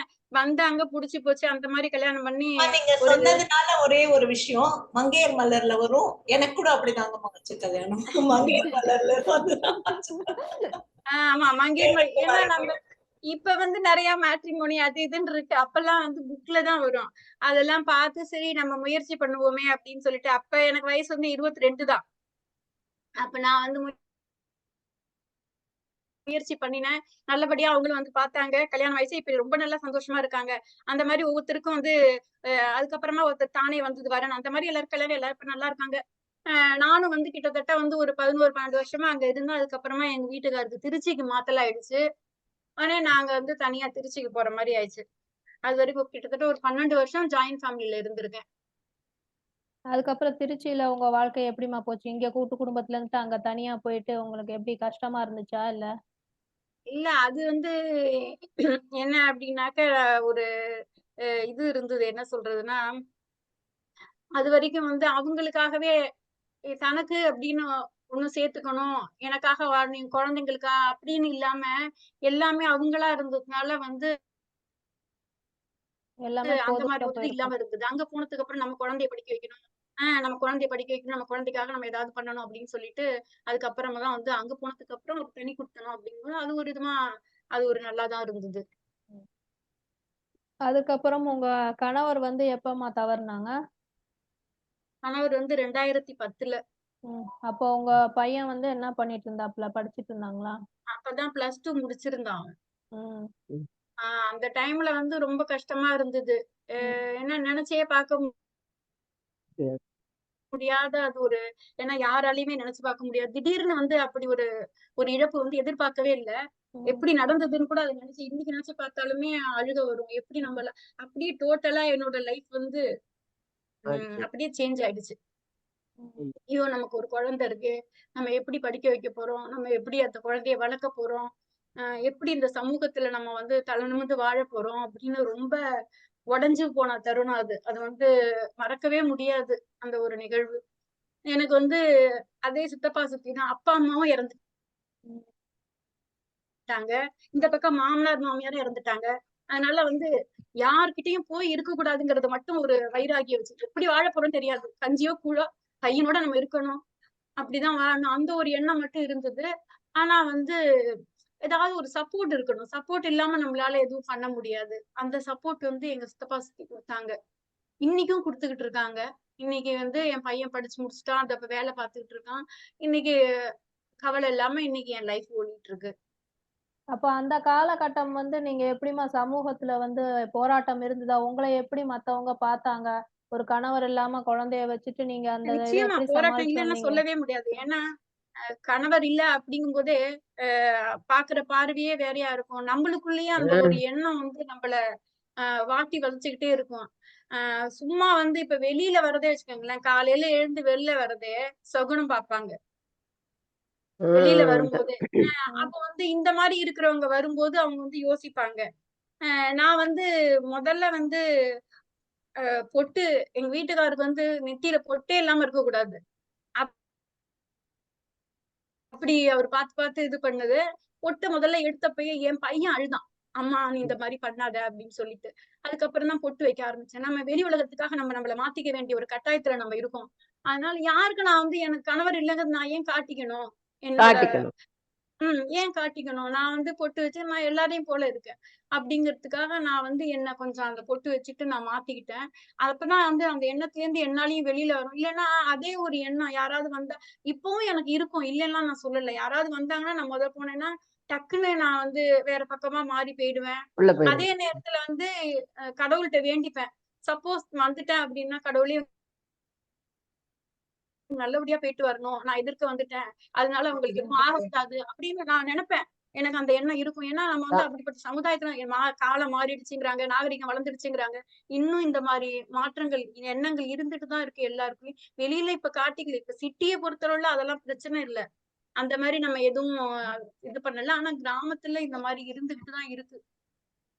அது நீங்க சொல்ற மாரி மத்தவங்களுக்கு தெரியும்போது தானே இப்ப நீங்களே வந்தீங்கனாலும் நீங்க இப்படின்னு தெரிஞ்சா தான் நாளைக்கு எதுவும் நடந்துச்சுன்னா உங்களாலன்னு சொல்லுவாங்க. இப்ப இருக்கிற சூழல்ல தெரியலங்கும்போது, ஒரு சபாவிகம் நடக்கணும் அப்படின்னா, அது எப்படினாலும் நடக்க தான் போகுது. தெரியாது அதுல தான். மத்தவங்கள குறை சொல்லி ஒண்ணும் வந்து ஆக போறதில்ல. இருந்தாலும் வந்து எனக்கு தெரியும்ல. ம். எனக்கு தெரியும்ல. என் மனசாட்சி எனக்கு உறுத்துதுல்ல. ம். அதனால நான் வந்து எல்லாரும் நல்லா இருக்கணும் தான் நான் நெனச்சுட்டு இருப்பேன். ம். மத்தபடி ஒண்ணும் பெருசா யாருமே என்ன வந்து கஷ்டப்படுத்துனது இல்ல. எனக்கு நானே வந்து இது பண்றது தான். என்ன யாருமே வந்து சீன்னு கூட சொன்னது கிடையாது. ம். ஆனா எனக்குள்ள இருக்கிற எண்ணம் வந்து இந்த மாதிரி. சரி நம்ம வந்து இதெல்லாம் அவாய்ட் பண்ணலாம். அப்படின்ற மாரி எனக்கு தோன்றது தான். மத்தபடி யாருமே என்ன எதுவும் பண்ணதில்ல. அதான் சொன்னதும் நீங்க கிடையாது. சொல்ற மாரி சமூகம் நம்ம அந்த மாரி ஒரு சமூகத்துல வளர்ந்துட்டனால யாரும் எதுவும் பாக்குமோ சொல்லிருவாங்களோ? பாக்குமோ அவங்க வாய் அ திறந்து சொல்லல. ஆனா மனசுக்குள்ள என்ன நினைப்பாங்களோ அப்படிங்கிற ஒரு எண்ணம் நமக்குள்ள வாட்டிட்டு இருக்கு நம்ம அப்படிங்கிற நமக்குள்ள அது இருந்துகிட்டே தான் இருக்கு. ஆமா, ஆமா. அதையெல்லாம் நாம தூக்கி எறிஞ்சிரணும்மா. அதெல்லாம் நமக்கு தேவையில்ல. நீங்க சொன்ன மாரி பொட்டு வச்சுட்டு போறதுனால எந்த விதமான பாதிப்பு யாருக்கும் நாம குடுக்க போறதில்ல. ஆமா அது நமக்கு யாருக்கும் ஒரு பாதுகாப்பாவும் தான் இருக்கு. பாதுகாப்பாவும் தான் இருக்கு. அதுதான். அதனால மெயின் அதுதான். நாம செய்யக்கூடியது நேர்மறையா நாம போயிட்டு இருந்தா மத்தவங்க இப்ப எவ்வளவோ பேசுவாங்க. பேசுறவங்களுடைய வார்த்தைகள்லாம் நம்ம மனசுலயே வச்சுக்க கூடாது. அதனால அந்த மாதிரியான எண்ணங்களை எல்லாம் அந்த தாழ்வு மனப்பான்மையான எண்ணங்களை எல்லாம் நாம் விட்டு ஒழிக்கணும். இப்ப உங்களுக்கு பையன் இருந்ததுனால நீங்க இன்னொன்னு உங்களுக்கு பாதுகாப்பு கொஞ்சம் பலமா கூட இருந்திருக்கும். ஆனா இதே மாதிரி கண்டிப்பா வயதுல இப்ப என்னுடைய மருமகள்லாம் 7ஆம் வகுப்பு படிக்கும் பொழுது அவங்க அப்பா தவறிட்டாங்க. அதே திருச்சியில அந்த குழந்தைய அவங்க படிக்க வச்சுட்டு இருக்கும்பொழுது அவங்க சில நேரம் பகிர்ந்துக்குவாங்க. நாங்க 2 பேருமே பெண் குழந்தை தான். ஆனா அதாவது நானும் பெண்ணு, என் குழந்தையும் இது சின்ன வயசு. நாங்க ராத்திரி படுக்கும் பொழுது பல நாள் நான் தூங்குனதே இல்ல. ஏன்னா எனக்கு ஏதோ மனசுக்குள்ள ஒரு பயம் இருந்துகிட்டே இருக்கும் அப்படின்னு. பாக்குறவங்க எல்லாம் என்ன நாம இப்ப இருந்திருக்கு. எப்படி இருக்கிறோமேன்னு வரும். அப்படியெல்லாம் ஒரு பையன் இருந்துட்டா கூட ஒரு கொழுகம்பா ஒரு ஆதரவு இருக்கு. ஒரு நீங்க சொன்ன மாதிரி ஒரு 10ஆம் வகுப்பு 12ஆம் வகுப்புன்னா அந்த அடல்ட் ஏஜ்ல இருக்கக்கூடிய பையனா இருந்தா கூட ஒரு பாதுகாப்பா நம்ம நினைக்கிறோம். ஆனா பெண் குழந்தைகளையும் வச்சுக்கிட்டு இந்த மாதிரி சமூகத்துல இருக்காங்க பாருங்க. அவங்க ரொம்பதான் பயந்துகிட்டு தான் இருக்காங்க. அவங்களுக்கு பாதுகாப்பு கம்மியா தான் இருக்கு. உலகம் 1000 பேசலாம். முற்போக்கா பேசினாலும் கூட நீங்க சொன்ன மாதிரி யாரு என்ன நினைப்பாங்களோ, அவங்க நம்மள எப்படி பார்ப்பாங்களோ, நம்ம வந்துட்டோம்னு இப்படி மனசுக்குள்ள நினைச்சுக்குவாங்களோங்கிற வேதனையே அவங்கள வாட்டியது. அதையெல்லாம் தேவையில்ல இனிமே. அதெல்லாம் நான் மனசுலயே ஆமா. வச்சுக்க கூடாது. ம். நீங்க சொன்ன மாதிரி ஆண் பிள்ளையா இருந்தாலும் ஆண் பிள்ளைப்பாங்க. அது மாதிரி ஆம்பளை பிள்ளைன்னா சின்ன பையனா இருந்தாலும் அது ஒரு மாதிரி அது அவங்களோட போயிரும். இல்ல பொம்பளை பிள்ளைங்கும் போது நமக்கு முதல்ல ஆமா. பாதுகாப்பு வேணும். அப்புறம் அந்த பெண் பிள்ளைக்கு ம். நம்ம எப்படி பாதுகாப்பு தரோங்கும் போது அந்த இடத்துல இரட்டை பாதுகாப்புமே கேள்விக்குறியா தான் ம். இருக்கு. சொல்லுங்கம்மா கிரிஜாம்மா, நீங்க தான் சொல்ல வந்தீங்க. ஏமா நீங்க நிறைய உங்க நாத்தனார்களுக்கெல்லாம் நீங்க தான் கல்யாணம் பண்ணேன் நிறைய பார்த்தேன் அப்படின்னீங்க. இப்ப அவர் போனதுக்கு அப்புறம் அவங்களோட எல்லாம் உங்களோட உறவுகள் எப்படி இருக்கு சொல்லுங்க, உங்களோட உறவு முறை எப்படி இருக்கு? அவரு இறந்ததுமே அவங்களோட உறவு எல்லாம் கட் ஆயிடுச்சு சொல்லுங்க. ஆட்டோமேட்டிக்கா. யாருமே என்ன நினைச்சிருப்பாங்கன்னு தெரியல. ஒருவேளை நான் அவங்களுக்கு பாரமா வந்துருவேனோ, அவங்களுக்கு பாரமா இருந்துருவேனோ அப்படின்னு நினைச்சிருக்கலாம். அது என்ன அவங்க நினைச்சாங்கன்னு தெரியல. ஏன்னா அதோட அப்படியே கட் ஆயிடுச்சு. அதுக்கப்புறம் யாருகிட்டயும் எந்த டச்சுமே இல்லையா. ஒரு போன் நம்பர் கூட எனக்கு தெரியாது. யார் எப்படி இருக்காங்கன்னு கூட தெரியாது. அதுதான்மா இதுல வருத்தமே. நம்ம எல்லாம் ம். பண்ணாலும் அவங்கள வச்சுதான் நான் அதான். உங்களுக்கு மரியாதைன்னும் போது அதுதான் வருத்தமே. அதுதான். எனக்கு அதுதான். அந்த பக்கம் உறவுகள் கைவிட்டது. ஆனா எனக்கு இந்த பக்கம் உறவுகள் என் சைடு உறவுகள் அதனாலதான்மா எனக்கு பலமா இருந்தது. நிச்சயமா எனக்கு அதுதான் அதனாலதான் தன்னம்பிக்கை. அதனாலதான் அம்மா வீட்டோட இருக்கக்கூடியதுக்கு அம்மா வீட்டுல இருக்கிறவங்க ஆதரவுங்கிறதுனாலதான் பெண்கள் சில நேரம் அவ அம்மாவோட போய் ஒட்டிக்கிட்டா அண்ணன் தம்பியோட சேர்ந்து இருக்கிறா அப்படின்னு எல்லாம் பேசுறாங்க. ஆனா பேசுறதுக்கு காரணமே ஒரு பாதுகாப்புக்காக அம்மா அப்பா பக்கம் தான் சேர்றாங்க. இப்படி பொறுப்பு இல்லாம மற்றவர்கள் புகுந்த வீட்டுல நம்மளை விட்டுட்டு போகும் பொழுது நம்ம யாரை அண்டி இருக்க முடியும்? ஒண்ணு நம்ம கூட பிறந்தவங்களா இருக்கணும். அவன் திட்டினாலும் அவன் மனைவி திட்டினாலும் பரவாயில்ல, கூட பிறந்தவனுடைய ஆதரவு இருக்கணும். இல்ல அம்மா அப்பாவாவது யாராவது இருக்கணும். நீங்க சொன்ன மாதிரி உங்களுக்கு சித்தி சித்தப்பாங்கிறவங்க மூத்தவங்க ஒரு ஒரு அனுசரணையா இருந்ததுனாலும் உங்க வாழ்க்கையில அது எவ்வளவோ ஒரு அது பிடிமானமா இருக்கு. அது எனக்கு ஒரு பெரிய பலம், ஒரு தன்னம்பிக்கை எனக்கு. உம். எனக்குள்ள ஒரு வைராகியம். எப்படி நம்ம இது பண்ணிடலாம் அப்படிங்கிற ஒரு வைராகியத்தை எனக்கு கொடுத்துச்சு. எனக்கு ஏதாவது ஒரு நல்ல ஒரு வார்த்தைகளே நம்மளுக்கு ஒரு தெம்ப கொடுக்கும்ல. நான் இருக்கேன், கவலைப்படாத. அந்த ஒரு வார்த்தை நம்மள எந்த எல்லைக்கு வேணாலும் நம்மள கொண்டு போய் விடும். அந்த அளவுக்கு அந்த ஒரு வைராகியத்தோட தான் நான் பையனாவே இருந்தாலுமே அந்த ஒரு 16 பொண்ணுன்னா கூட நம்ம ஒரு அம்மா நம்ம வளர்த்துடலாம். ஒரு பையங்கும் போது அந்த அந்த ஸ்டேஜ்ல அது ஒரு கரெக்டா கஷ்டம் அவனுக்கு அப்பாவோட சப்போர்ட் வேணும். அந்த கரெக்ட் டைம்ல கரெக்ட். அவனுக்கு அப்பாவோட சப்போர்ட் வேணும். கரெக்டா அவன் 16, 17 வயசுல அவன் அப்பாவை அதே நேரத்துல இன்னொன்னு சொன்னா, அவன் காலேஜ் ஃபர்ஸ்ட் இயர் சேர்த்துட்டோம். அவங்க அப்பா தான் கொண்டு போய் சேர்த்தாரு. சேர்த்ததுமே ஃபர்ஸ்ட் அவன் அவங்க அப்பா கொல்லி வைக்கிறது இருக்கு பாத்தீங்களா? அது அவனுக்கு கொல்லி வச்சு ஒரு 13வது நாள் எங்களுக்கு காரியம் முடிஞ்சது. 14வது நாள் அவனுக்கு ஃபர்ஸ்ட் செமஸ்டர். அவன் என்கிட்ட சொல்றான், அம்மா நான் அரியர் வச்சிருவேன் போல இருக்கு. நான் ஏன்னா படிக்கிறதுக்கு நேரமே இல்ல. 13 நாள் காரியத்திலயும் இங்க இருந்தாச்சு. படிக்க எப்படி மனசு வரும்? குழந்தைய நம்ம புரிஞ்சுக்கணும். 13 நாள் காரியம் முடிஞ்சு 14 ஒரே ஒரு நாள் லீவு, 15 எக்ஸாம் எழுத போயிட்டான். எக்ஸாம் எழுத போனா என்கிட்ட சொல்றான், அம்மா நான் என்னால எழுத முடியல. பேப்பர் முழுக்க நனைஞ்சுதாம்மா இருக்கு. என்னால எழுத முடியல. எனக்கு எல்லாமே மறந்து போச்சு. அரியர் வச்சா நீ கவலைப்படாத. நான் எழுதுறேன் அப்படின்னு சொன்னான். நான் அதெல்லாம் ஒண்ணும் கவலைப்படாதப்பா. நீ எழுதுன பத்தியா? நீ போமாட்டேன்னு சொல்லாம எழுதுனியே, அதுவே எனக்கு போதும். ஏன்னா அந்த ஒரு இழப்புங்கிறது நான் ஏத்துக்கிறது வேற, குழந்தை ஏத்துக்கிறது வேற. இவ்வளவு நாள் அப்பான்னா அவனுக்கு ரொம்ப உயிர். ஒரு வார்த்தை கூட சொல்ல மாட்டாரு. அப்படி வளர்த்தவர் இல்லைங்கும் போது அவனால அதை தாங்கிக்கிற சக்தி அவனுக்கு எப்படி இருக்கும்னு எனக்கு ஏன்னா நான் ஷேர் பண்ணா நான் அழுவேன், அவனுக்கு பயம். நான் என்னோடது அவன்கிட்ட ஷேர் பண்ணா அவன் அழுவான்னு எனக்கு பயம். நாங்க 2 பேருமே அதை பத்தியே பேச மாட்டோம். எங்களுக்குள்ள அவன் இல்லாத நேரம் நான் அழுதுக்குவேன். குழந்தை அது யாருகிட்ட எப்படி சொல்லுதுன்னு எனக்கு தெரியாது. அதனால அவன் ஃபர்ஸ்ட் சொன்னது அம்மா நான் பேப்பர் முழுக்க நனைஞ்சதுமா, நான் வந்து அரியர் வச்சேன்னா பயப்படாதன்னா. ஆனா அரியர் வைக்கல. ஃபர்ஸ்ட் மார்க் எடுத்திருக்கான். அதுவே அது ஒரு பெருமை தான் எனக்கு. அவன் வந்து அத அப்படியே வந்து அத அக்செப்ட் பண்ணிட்டு அவன் வந்து வந்துட்டான். அது ஒரு பெரிய இதுவா எடுத்துக்காம அவன் வந்தது பெரிய விஷயம். எனக்கு அவன் சப்போர்ட்டா இருக்கான். நான் வந்து துவண்டு போகும்போதெல்லாம் எனக்கு வந்து அவன் ஆறுதல் சொல்லுவான், தைரியம் சொல்லுவான். நெறைய அட்வைஸ் பண்ணுவான் எனக்கு. "அம்மா இதெல்லாம் ஒண்ணும் இல்லம்மா. கவலைப்படாத, கவலைப்பட" நெறைய புத்திமதி சொல்லுவான். அது வந்து எனக்கு கொஞ்சம் ஆறுதலா இருக்கு. ஏதோ மன தைரியம் தான். அந்த மன தைரியம் இருந்தா தான் வாழ முடியும். அதாவது அதுக்கு இழப்பு ஒரு வந்தாலும் அதை தாங்கிக் கொள்ளக்கூடிய ஒரு தைரியத்தை ஒரு எப்படியோ பிடிமானம் இயற்கையில நம்மளுக்கு வேணும். நமக்கு நமக்கு உறவுகள் பலம் பிடிமானம். இருக்கணும். நமக்கு ஏதாவது ஒரு ம். ஊர்ல ஒரு பிடிமானம் நம்மளுக்கு இருக்கணும். அதனால இப்பவும் எங்க சித்தப்பா சித்தி பக்கத்துல தான் இருக்காங்க. என் தங்க இவளும் பக்கத்துல தான் இருக்கா. அதுதான் சொன்ன மாதிரி ஒரு கதவை அடைச்சா இன்னொரு கதவு திறக்கும்ன மாதிரி எவ்வளவு பெரிய ம். இழப்புக்கு நடுவுலயும் நமக்கு ஒரு ஆதரவு வந்து கண்டிப்பா கிடைக்கும். கடவுள் வந்து எல்லாத்துக்குமே வந்து ஒரு இது வச்சிருப்பார், தீர்வு வச்சிருப்பாரு.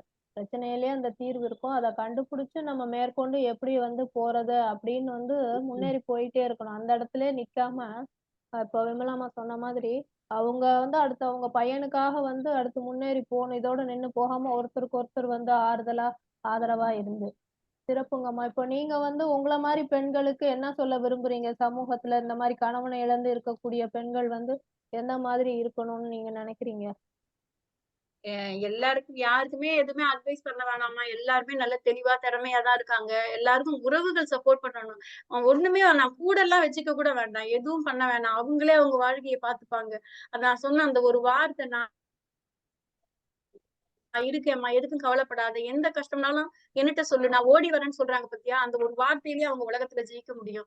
அதே மாரி நம்ம குழந்தைங்களுக்கு வளர்க்கும்போதே நம்ம வந்து அவங்களுக்கு வந்து தன்னம்பிக்கையும், தைரியத்தையும் குடுத்து நம்ம வளர்த்துட்டோம் அப்டின்னா, எப்படிப்பட்ட கஷ்டத்தையும் தூள் பண்ணிட்டு வந்துருவாங்க அவங்க. சிறப்பு, சிறப்பு. சிறப்புங்கம்மா. சரியா அருமையா சொன்னீங்க. வந்து சொன்னாங்க விமலாம்மா. என்ன ஒரு கஷ்டமா இருந்தாலும் நம்ம வந்து அத முன்னேறி வரணும்னா, உறவுகளுடைய துணை கண்டிப்பா வேணும்னு. அதுவும் இல்லாம நல்லவர்களுக்கு எப்பவுமே வந்து கடவுள் வந்து துணை இருப்பாரு. நம்ம சரியா இருக்கும் பொழுது நம்ம எதுக்காகவும், யாருக்காகவும் வந்து பயப்பட தேவையில்ல. சிறப்பு, சிறப்புங்கம்மா. அடுத்ததாக நம்மிடையே இணைஞ்சிருக்காங்க அமுதா முருகையன். அமுதாம்மா வாங்கம்மா.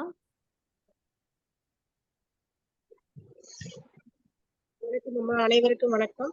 இந்த நிகழ்வு ரொம்ப சிறப்பா போயிட்டு இருக்கு. அவ்வளவு நேரமா கேட்டுட்டு இருந்தேன். ஒவ்வொருத்தருடைய சாதனையையும் ரொம்ப சிறப்பா சொல்லிட்டு இருந்தாங்க. உண்மையிலேயே எல்லாரும் சொல்றாங்க குடும்ப தலைவிகள், இல்லத்தரசிகள் நம்ம சும்மாதான் இருக்கணும். இப்ப நம்ம எல்லாரும் பேசுற மாதிரி ஒரு நாள் அவங்க வந்து ஒரு ஒரு தலைவலி, ஒரு காய்ச்சல்னு அந்த ஒரு நாள் வேலை பார்க்காம அவங்க படுத்திருக்கும் பொழுதுதான் அந்த வீடு எப்படி இருக்கும் அப்படின்றது எல்லாருக்கும் அந்த தன் கணவருக்கோ அந்த பிள்ளைங்களுக்கோ தெரியும். நம்ம அம்மா இன்னைக்கு முடியாம படுத்திருக்காங்க. நம்ம வீட்டுல இப்படி எல்லா வேலைகளுமே அப்படி எதுவுமே செய்யாம அப்படி அப்படியே கிடக்கும் பொழுது அப்ப அவங்களோட இது அங்க தெரியும். இப்ப அவங்க சும்மா இருக்காங்கன்னா வீட்டுல இருக்க நீங்க சொல்ற மாதிரி ஒவ்வொரு வேலைகளும் ஆஹ் பெண்கள் எத்தனை வேலைகள் வீட்டுல பாக்குறாங்க அப்படின்றது நம்ம பெண்களுக்கே நம்ம தெரியறது இல்லை. யார் என்ன கேட்டாலும் நம்ம சும்மாதான் இருக்கோம் அப்படின்றத நம்ம சொல்றோம். அது மாதிரி இன்னைக்கு ரொம்ப சிறப்பான ஒரு தலைப்பை நம்ம கொடுத்திருக்கீங்க. சங்கத்தமிழ் இலக்கிய பூங்கா நிறுவனர் மற்றும் ஒருங்கிணைப்பாளர் அனைவருக்கும் வாழ்த்துக்களையும் இங்க இருக்கக்கூடிய அனைவருக்கும் மகளிர் தின வாழ்த்துக்களை தெரிவித்துக் கொள்கின்றேன். சாதாரண மாணவர்கள் சாதனை செய்த ஒரு அனுபவத்தை பகிர்ந்து கொள்ளும் விதத்தில் மிக சிறப்பான தலைப்பை கொடுத்திருக்கின்றீர்கள். என்னுடைய அனுபவம் என்ன அப்படின்னா, இப்ப நானும் வந்து எனக்கு வந்து நான் ஒரு ஏழ்மை குடும்பத்துல பிறந்தது, ஒரு கிராமத்துலதான் பிறந்தேன். எல்லாரும் சொல்ற மாதிரி அந்த கிராமத்து வாழ்க்கையே ஒரு சிறப்பான வாழ்க்கை. பள்ளிக்கு போகும்போதும் சரி, அந்த கிராமத்தில் பள்ளிக்கு போயிட்டு திரும்பி வந்து நம்மலாம் அந்த தோட்டங்கள்ல விளையாண்டு மகிழ்வது இப்பெல்லாம் அந்த மாணவர்களுக்கு அது கிடைக்காமலே இருக்கு. அந்த மாதிரி ஒரு வாழ்க்கை. எனக்கு வந்து 2 தம்பி, 2 அக்கா. 5 பேர் எங்க வீட்டுல. திருமணத்திற்கு முன்னாடி ஏழ்மையான குடும்பத்துல தான் பிறந்திருக்கோம். அப்பவே ஒரு குறிப்பிட்ட காலத்துக்கு அப்புறம் எங்க அப்பா இறந்துட்டாங்க. இறந்ததுக்கு அப்புறம் குடும்பம் வந்து ரொம்ப ஒரு ஏழ்மையா இருக்கும் பொழுது அப்பவே வேலைக்கு போக வேண்டிய சூழ்நிலை, வேலைக்கு போயிட்டு தான் இருந்தோம். அதுக்கப்புறம் திருமணம் நடந்து அந்த திருமணம் நடந்தது. இப்போ திருமணத்துக்கு அப்புறம் இப்ப பாத்தீங்கன்னா இப்ப நான் என்ன சாதனை அப்படின்னா, திருமணத்துக்கு அப்புறமா எனக்கு வந்து படிக்கணும்னு ரொம்ப ஒரு ஆர்வம். 12ஆம் வகுப்பு வரைக்கும் படிச்சிருந்தேன். 12வதுல தேர்வு பெறவில்லை. அதுக்கப்புறம் முடிச்சாட்டில் 12ஆம் வகுப்பு தேர்வு பெறாமலேயே வீட்டுல வேலைக்கு போயிட்டு இருந்தேன். அப்புறம் திருமணம் ஆயிடுச்சு.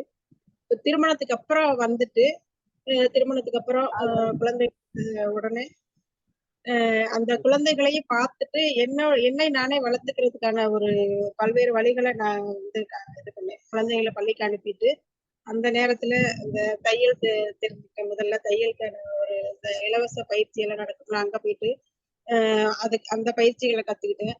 அதுக்கப்புறம் அந்த அழகுக்கலை பயிற்சி அதை கத்துக்கிட்டேன். இப்படி நமக்கு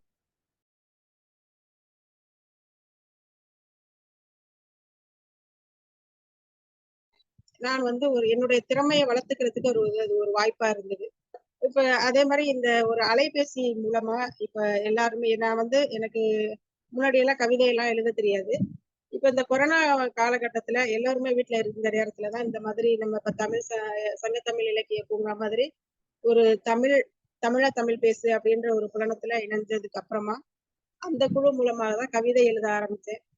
இப்ப என்னால ஒரு கவிதை எழுத முடியும். நானும் இப்ப நிறைய கவிதைகள் எழுதியிருக்கேன். அது அகர வரிசையில கவிதை எழுதுறது எனக்கு ரொம்ப பிடிக்கும். கவிதைகள் நிறைய எழுதிட்டு இருக்கேன். நம்ம சங்கத்தமிழ் பூங்கா இது மாதிரி நிறைய புலனங்கள்ல கவிதை எழுதிட்டு இருக்கேன். இதுக்கெல்லாம் காரணம் வந்து நாமே வளர்த்து நம்ம ஒரு இல்லத்தரசியாவே அப்படியே இல்லத்திலே இருக்கிறத விட இப்ப என்னை சுத்தி இருக்கிறவங்க யாருமே இப்ப எங்க குடும்பத்துல இருந்து கவிதை எழுதுற ஒரே ஆள் நான் மட்டும்தான். இப்ப பொதுவாவே எல்லாருமே இல்லத்தரசிகள் எல்லாரும் இப்ப ஒரு அந்த வீட்டு வேலைகள் முடிச்சுட்டு அதுக்கப்புறம் குழந்தைகளை எல்லாம் அனுப்பிட்டு மீதம் இருக்க நேரத்துல வேலைக்கு போறவங்க போறாங்க. மத்தவங்க எல்லாம் வீட்டுல சாதாரணமா பொழுதுபோக்குற அந்த நேரத்துல நம்ம வந்து பயனுள்ள வகையில நான் என்னை நானே வளர்த்துக்கிறதுக்கு இது மாதிரி புலனங்கள்ல இப்ப நம்ம புலனத்துல கவிதை எழுதுறது, இந்த மாதிரி ஒரு அறிவு சார்ந்த நிகழ்ச்சியில கலந்துக்கிறது, இந்த மாதிரி பண்றது எங்க குடும்பத்துல நான் மட்டும்தான். அது பாத்தீங்கன்னா எல்லாரும் சொல்லுவாங்க, என்ன எப்ப பார்த்தாலும் போனை அலைபேசி வச்சுக்கிட்டு எப்ப பார்த்தாலும் இவங்க போனை வச்சுட்டே இருக்காங்க. அவங்களாம் எப்போதுமே அந்த தொலைக்காட்சியில வந்து ஒண்ணுமே இல்லாத அந்த நாடகங்கள்ல பாக்குறதுனால நமக்கு எந்த விதமான பயன் இருக்கா அப்படின்னா அது நிச்சயமா கிடையாது. எனக்கு அது பிடிக்கவும் பிடிக்காது. இது வரைக்கும் நான் அதெல்லாம் பாக்குறதே கிடையாது. சுத்தமா அந்த தொலைக்காட்சியில பாக்குறது இல்லைன்னு வைங்களேன். அதை பாக்குறதுனால நமக்கு என்ன கிடைக்குது? எதுவுமே கிடைக்காது. எல்லாரும் சொல்லுவாங்க இந்த மாதிரி சாதனை எப்ப பார்த்தாலும் இதை பண்ணிக்கிட்டு இருக்காங்க, அலைபேசியே வச்சிட்டு இருக்கு அப்படின்னு. ஆனா அதனோட பலன் நமக்கு என்னன்னு நான் சாதாரணமா இருந்தாலே இன்னைக்கு ஒரு கவிஞர் அப்படின்னு சொல்றதுல எனக்கு ஒரு பெருமை. பெரிய கவிஞர் இல்லை அப்படின்னாலும் கூட நம்மளாலையும் கவிதை எழுத முடியும் அப்படின்றதுல எனக்கு ஒரு மகிழ்ச்சி. அது மாதிரி எனக்கு ஓவியம் வரைகிறதுக்கு ரொம்ப பிடிக்கும். நிறைய ஓவிய போட்டிகள்ல எல்லாம் ஓவியம் வரைஞ்சு அதுல எல்லாம் சான்றிதழ் வாங்கியிருக்கேன். அது எனக்கு ரொம்ப மகிழ்ச்சியா இருக்கு. அது மட்டும் இல்லாம இப்ப அந்த நான் கத்துக்கிட்ட அந்த தையல்னாலையும் இது இப்ப எனக்கு என்னோட பிறந்தநாள் எனக்கு வந்து 2 பெண் குழந்தைகள். அவர்களுக்கு ஒவ்வொரு வருடமும் அவங்களுக்கு எனக்கு வந்து கடைக்கு போயிட்டு அங்க கடையில எடுத்துட்டு வர துணி வந்து கொடுக்கறதுக்கு எனக்கு வந்து விருப்பம் இருக்காது. அவங்களும் விரும்ப மாட்டாங்க. அது துணியா எடுத்து அவங்களுக்கு தெரியாமலேயே அது அவங்களுக்கு பிடிச்ச மாதிரி நான் ஒரு சர்ப்ரைஸா தச்சு அந்த பிறந்தநாள் அன்னைக்கு அவங்களுக்கு பரிசு கொடுக்கும் பொழுது அவங்களுக்கு அது ரொம்ப மகிழ்வா இருக்கும். அது ஒரு சாதனை தான். இப்ப நம்ம வந்து ஒரு கடையில ஒரு உடை வாங்க போனோம்னா 1000 ரூபாய் 2000 ரூபாய் இருக்கும். அதே நம்ம ஒரு 500 ரூபாய்க்கு துணி எடுத்தனாலும் அவங்களுக்கு பிடிச்ச மாதிரி நம்ம தச்சு கொடுக்கும் பொழுது நமக்கும் மகிழ்ச்சி. அந்த குழந்தைகளும் அதை பார்த்து அவ்வளவு ஒரு ஆர்வமா பண்ணுவாங்க. அதே மாதிரி அவங்களுக்கு வேண்டிய அந்த பரிசு பொருளும் கூட நானே செஞ்சு கொடுப்பேன். அது என்னோட ஒரு சாதனை. இப்ப அது மாதிரி இப்ப நம்ம குடும்ப தலைவிகள் எல்லாமே நமக்கு எல்லாருக்குமே அந்த ஒரு பொருளாதார சிக்கல் இருக்கு. ஒரு வீட்டுல நம்ம இருக்கும் பொழுது 2 பேர் வேலைக்கு போனாதான் இன்றைய சூழ்நிலையில நம்ம சமாளிக்க முடியும். அதுவும் அந்த வேலைக்கு போக முடியாத சூழ்நிலையில நம்ம இந்த மாதிரி செலவுகளை நம்ம சமாளிக்கும் பொழுது அது குடும்பத்திற்கு மிகப்பெரிய ஒரு சாதனையா இருக்குது. அது அப்ப அந்த பிள்ளைங்களுக்கு ஒரு பிறந்த நாளை நம்ம கொண்டாடுறதா இருந்தாலும் இந்த மாதிரி நம்ம செய்யும் பொழுது அந்த குடும்ப வருமானம் நமக்கு ஒரு மிகப்பெரிய செலவுகள் குறைக்கப்படுது. அடுத்ததா பாத்தீங்கன்னா இந்த மருத்துவ செலவுகள் இப்ப எதை எடுத்தாலுமே இந்த உணவை எடுத்துக்கிட்டோம்னா நம்ம எல்லாருமே வெளியில போயிட்டு கடையில போயிட்டு ஒரு உணவகத்துல வாங்கி சாப்பிடறதை விட நம்ம வீட்டுல எல்லாருமே நம்ம செய்யறதுதான் இல்லைன்னு நான் சொல்லல. அது இந்த சிறுதானியங்கள் சகாயங்கள் அது மாதிரி பச்சை காய்கறிகள் இது மாதிரி எல்லாம் கொடுத்து கொடுக்கும் பொழுது நமக்கு வந்து உடலுக்கு நமக்கும் நல்லது குழந்தைகளுக்கும் நல்லது. அது மாதிரி செஞ்சிட்டு இருக்கேன். பயிரெல்லாம் முளை கட்டி அது மாதிரி குழந்தைகளுக்கு கொடுக்கும்போது அது பெண் குழந்தைகளுக்கு அவங்களுக்கு தேவையான உணவுகள் நம்ம தேர்ந்தெடுத்து கொடுத்தோம்னா அவங்க ஆரோக்கியமா இருப்பாங்க. அது மாதிரிதான் செஞ்சுட்டு இருக்கேன். அதே மாதிரி ஏதாவது ஒரு ஒரு சின்ன சின்ன நோய்கள், ஒரு காய்ச்சல், சளி அப்படின்னா நான் வந்து அது வீட்டிலேயே அதுக்கான வைத்தியம், அதாவது கை வைத்தியம் அந்த மாதிரி செய்யறதுனால அந்த செலவுகள் குறைக்கப்படுது. அது இப்ப மத்தவங்கள இப்ப என்னோடய பாத்தீங்கன்னா என்னோட அக்கா தங்க இப்ப என்னோட தம்பிக்கு எல்லாம் திருமணம் ஆயிடுச்சு. அவங்களுக்கு 2 குழந்தைங்க இருக்காங்க. ஏதாவது ஒரு சின்ன காய்ச்சல் எதுவா இருந்தாலும் உடனே மருத்துவமனைக்கு போறாங்க. அதுல இப்ப செலவாகுது. இப்ப அந்த மாதிரி செலவுகள்லாம் நமக்கு குறையுது. அப்போ அந்த நம்ம கை வைத்தியத்தை செய்யும் பொழுது குழந்தைகளும் ஆரோக்கியமா இருக்காங்க. ஒரு மருத்துவமனை போய் நம்ம 1 மணி நேரம் காத்து கிடந்து அவருக்கு பணம் கொடுத்துட்டு செய்யறத நம்ம வீட்டிலேயே செய்யும் பொழுது அது நமக்கும் செலவுகள் மிச்சமாகுது. அதுவும் நமக்கு ஒரு சாதனையா இருக்கு. அந்த மாதிரி எல்லாம் செய்யும் பொழுது அது நமக்கு மன மகிழ்ச்சியை கொடுக்குது. நம்ம பொருளாதாரம் வந்து அங்க சேமிக்கப்படுது. அதே மாதிரி இப்ப எங்க குடும்பத்துல யாருமே அதான் சொன்னேன், யாருக்கும் இந்த கவிதை எழுதுறதோ இந்த அலைபேசியில இந்த மாதிரி இந்த வாட்ஸ்அப்ல இருக்கிறது நான் மட்டும்தான். மத்தவங்க யாருமே இதுல இருக்கிறது கிடையாது. ஒண்ணு அலைபேசியில பேசுவாங்க, அவ்வளவுதான். அப்ப ஆரம்பத்துல எல்லாருமே வெறுத்தாங்க. எப்ப பார்த்தாலும் வச்சிட்டு இருக்காங்க. ஆனா இன்னைக்கு ஒவ்வொருத்தருமே எங்க குடும்பத்துல எல்லாருடைய பிறந்த நாளுக்கும் நாங்க வந்து இப்போ ஒரு ஏதாவது ஒரு சூழ்நிலையில எப்ப கூட்டு குடும்பம் எல்லாரும் சேர்ந்து நம்ம சந்திக்கிறோமோ அப்ப அதை வந்து கொண்டாடுவோம். அந்த மாதிரி நேரத்துல நான் கவிதையா என்னோட அன்பை தெரியப்படுத்தும் போது எல்லாருமே பாராட்டுவாங்க. அப்ப பாராட்ட ஆரம்பிச்சுட்டாங்க. அமுதாவா அது கவிதை எழுதும், அந்த கவிதை ரொம்ப சிறப்பா இருக்கும். இப்ப கூப்பிட்டு எதுவா இருந்தாலும் நான் கவிதையை அனுப்பாட்டி கூட எனக்கு நீ பிறந்த நாள் எங்க உன்னோட கவிதை நான் அவளோட எதிர்பார்த்துட்டு இருக்கேன் அப்படின்னு அப்ப ஆரம்பத்துல வெறுத்தவங்களா இப்ப இந்த மாதிரி கேட்டு பாராட்டுறது எனக்கு ஒரு சாதனை. அது எனக்கு ஒரு மகிழ்ச்சியா இருக்கு. இப்ப கூட பாத்தீங்கன்னா 2 நாளைக்கு முன்னாடி என்னோட மாமா ஒய்ஃப் பேசியிருந்தாங்க. அவங்க பேசும்போது சொன்னாங்க, இப்ப பெண் குழந்தைகளை வச்சிருக்கவங்க அவங்க ஒரு உயர்கல்வி இப்ப என்னோட பொண்ணு வந்து 9வது 11வது படிக்கிறாங்க. இப்ப வர்ற வருஷம் 10ஆம் வகுப்பு 12ஆம் வகுப்பு படிக்கிறாங்க. அந்த சூழ்நிலையில நம்ம வந்து வீட்டுக்குள்ளேயே இருக்கிற ஒரு சூழல் அதான் வெளியில எல்லாம் போக முடியாது. அவங்க படிப்பு தான் நமக்கு முக்கியம். அப்படி இருக்கும் பொழுது மத்தவங்க எல்லாம் அப்ப ஒருத்தவங்களை உதாரணம் காட்டி சொன்னாங்க. அவங்க வீட்டிலேயே இருந்து மன அழுத்தத்துல இருக்காங்க, எங்கேயுமே போக முடியாத சூழ்நிலையில ஆனா நீ வந்து இந்த கவிதை எழுத ஆரம்பிச்சுட்டு இந்த புலனத்தில உன்னோட திறமையா நீ வளர்த்துக்கிட்ட. அது உனக்கு வந்து ரொம்ப ஒரு நல்ல சப்போர்ட்டிவா இருக்கு. அதை தொடர்ந்து செய்யி. அப்படி செஞ்சீன்னா இன்னும் உன்னோட திறமை நல்லா இருக்கும். குழந்தைகளுக்கும் அது நல்லா இருக்கும் அப்படின்ட்டு அவங்க எனக்கு கூப்பிட்டு வாழ்த்துனாங்க. அதுவே எனக்கு அது ஒரு சாதனை. இந்த மாதிரி இப்ப வந்து கலந்துரையில அவங்களோட எல்லாம் சொல்லும்போது அதை கேட்கிற ஒரு வாய்ப்பு. தவிர நம்ம இப்ப இந்த நிகழ்ச்சிக்கு வரலைன்னா அப்ப நம்ம ஒரு தொலைக்காட்சியில ஒரு நாடகங்கள் பாக்குறதுனால நமக்கு மன அழுத்தம் அதுல நம்ம அது எதுவுமே நமக்கு எந்த பலனாவது இருக்கா அப்படின்னா கிடையாது. ஆனா இது வந்து எனக்கு நான் ஒரு சாமானியமா இருந்த ஆளு இப்படி இப்ப இந்த வகையில எனக்கு நான் சாதனையா இருக்கிறது எனக்கு ஒரு மிகப்பெரிய சாதனையா நான் நினைக்கிறேன். அது மட்டும் இல்லாம எனக்கு இதன் மூலமா நிறைய இப்ப இந்த புலனத்துல சேர்ந்தேன். ஃபர்ஸ்ட் ஒரு போட்டியாளரா இருந்தேன். அதுக்கப்புறம் ஒரு ஒருங்கிணைப்பாளரா இப்ப அந்த ஒரு தமிழ் மட்டுமே பேசக்கூடிய தமிழ் பேசு புலனம் அப்படின்றதுல ஒரு மூத்த நெறியாளருக்கு அடுத்த பொறுப்புல நான் இருக்கேன். அதுல தொடர்ந்து போட்டிகள் நடத்திட்டு அதுல இப்ப பாத்தீங்கன்னா நடுவர் பொறுப்பு எல்லாமே தொடர்ந்து நான் செஞ்சுட்டு இருக்கும் பொழுது நம்மளோட திறமையும் அங்க வளர்ந்துட்டு இருக்குது. அது எனக்கு ஒரு மிகப்பெரிய சாதனையா இருக்கு. உங்களை மாதிரி சாதனை செய்யும் பொழுது நம்ம வீட்டுல குடும்பத்தையும் பார்த்துட்டு இதையும் செய்யும் பொழுது அது எனக்கு ஒரு மிகப்பெரிய சாதனையா இருக்குமா. இந்த வாய்ப்பை பகிர்ந்துக்கிறதுக்கு ஒரு வாய்ப்பை கொடுத்தவங்களுக்கு மனமார்ந்த நன்றி. சிறப்புங்கம்மா. பெண்கள் எல்லாமே அதான் இல்லத்தரசிகள் எல்லாமே பார்க்கும்போது சாமானியர்களா தெரிவாங்க. ஆனா சத்தம் இல்லாம பல சாதனைகளை வந்து அவங்க செஞ்சுக்கிட்டு இருக்காங்க. என்ன ஒரு விஷயம் அது வந்து வெளி உலகுக்கு தெரியறது இல்ல. யாரும் வந்து அதை அங்கீகரிக்கிறது இல்ல. அதனால வந்து அவங்கள சாதனையாளர்களாவோ இல்ல வந்து வேலை செய்யக்கூடியவர்களாகவோ வந்து சமூகத்துல வந்து தெரிய மாட்டாங்க. நம்மளுடைய செயல்களை வந்து நம்மளே வந்து இப்படி குவியத்துல கூப்பிட்டு சொன்னாதான் வந்து தெரியுதே தவிர இதே வந்து இன்னும் மற்றவர்கள் பாராட்டும் போது அங்கீகரிக்கும் போது அப்பதான் வந்து அது சிறப்பு. வருடத்துல ஒரு நாள் மார்ச் 8ஆம் தேதி மட்டும் வந்து வாழ்த்து சொல்றதுனாலயோ பரிசு கொடுக்கறதுனாலயோ வந்து மகளிருடைய வாழ்க்கை வந்து மேம்பட போவதில்லை. நீங்க சொன்ன மாதிரி வீட்டுல சும்மா இருக்கேன்னு ஒரு நாள் வந்து உடம்பு சரியில்லைன்னு சும்மா இருந்தாலோ இல்ல ஒரு நாள் ஓய்வு விடுமுறை அப்படின்னு ஒரு பெண்மணி இல்ல இல்லத்தரசி சும்மா இருந்தாலோ அந்த வீடு வந்து எப்படி இருக்குன்றத ஒவ்வொருத்தரும் பாக்குறவங்க உணர்ந்தா மட்டும்தான் வந்து ஒரு பெண் வந்து சத்தம் இல்லாம எவ்வளவு வேலைகளை செய்யறா அப்படின்றது வந்து தெரியும். சிறப்புங்கம்மா அமுதாம்மா. நீங்க உங்களுடைய வளர்ச்சி சாதனையை பத்தி அருமையா சொன்னீங்க. சிறப்பு.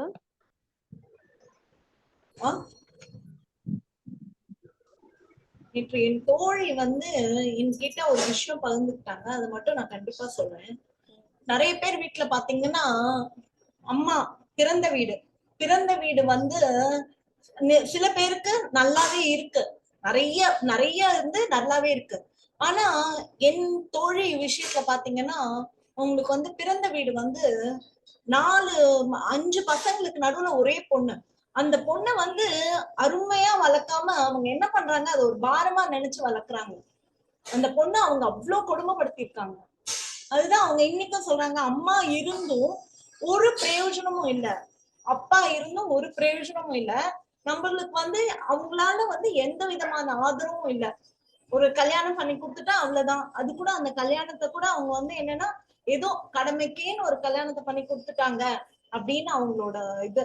அதை கண்டிப்பா இன்னைக்கு நான் வந்து அதை வந்து பகிர்ந்துக்கணும்னு நினைச்சுக்கிட்டேன், அதனால பகிர்ந்துக்கிட்டேன். ஆமா, சிறப்பு தான். சில பேருக்கு அப்பா அம்மா கூட ஆதரவு இல்லாம இருக்கிறவங்க எல்லாம் இருக்காங்க. அதுவும் உண்டுதான் உலகம். சிறப்பு, மகிழ்ச்சியம்மா. பங்கு பெற்றவர்கள் அனைவரும் சிறப்பாக பங்கு பெற்றார்கள். ஒரு நிமிடம் பேசிக்கலாமா? சொல்லுங்கம்மா, சொல்லுங்க. சொல்லிடுங்க. இப்ப வந்து சொல்லுங்க. சொல்லுங்கம்மா. இப்ப அடுத்த கட்டமா என்னன்னு பாத்தீங்கன்னா, இப்போ வந்து இப்ப எல்லாமே மாணவர்கள்லாம் திருக்குறள் மனனம் செய்து இந்த முற்றோதல் செய்யறது அப்படின்ட்டு தொடர்ந்து செஞ்சுட்டு இருக்காங்க. அப்படி செய்யும் பொழுது அந்த மாணவர்களுக்கு வந்து இப்ப அரசு சார்பா பரிசெல்லாம் கொடுத்துட்டு இருக்காங்க.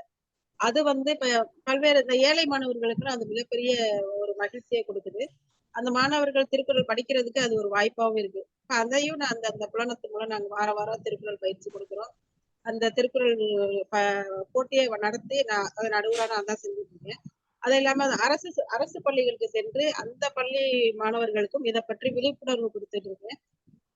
இந்த மாலை நேர வகுப்புகள் திருக்குறள் பயிற்சியும் நான் கொடுத்துட்டு இருக்கேன். அதுவும் இப்ப அது வந்து எனக்கு ஒரு மன நிறைவே கொடுக்குது. அது மட்டும் இல்லாம இந்த அரசு பள்ளி மாணவர்களுக்கு அவங்க படிப்போட இல்லாம அவங்களுக்கு இந்த பல்வேறு நம்ம புலனங்கள்ல நடக்கிற போட்டிகளை அவங்களுக்கு தெரியப்படுத்தி அவங்களையும் சாதனையாளரா மாத்துறதுக்கான முயற்சியெல்லாம் நான் எடுத்துட்டு இருக்கேன். அது எனக்கு ஒரு மிகப்பெரிய சாதனையா இருக்கு.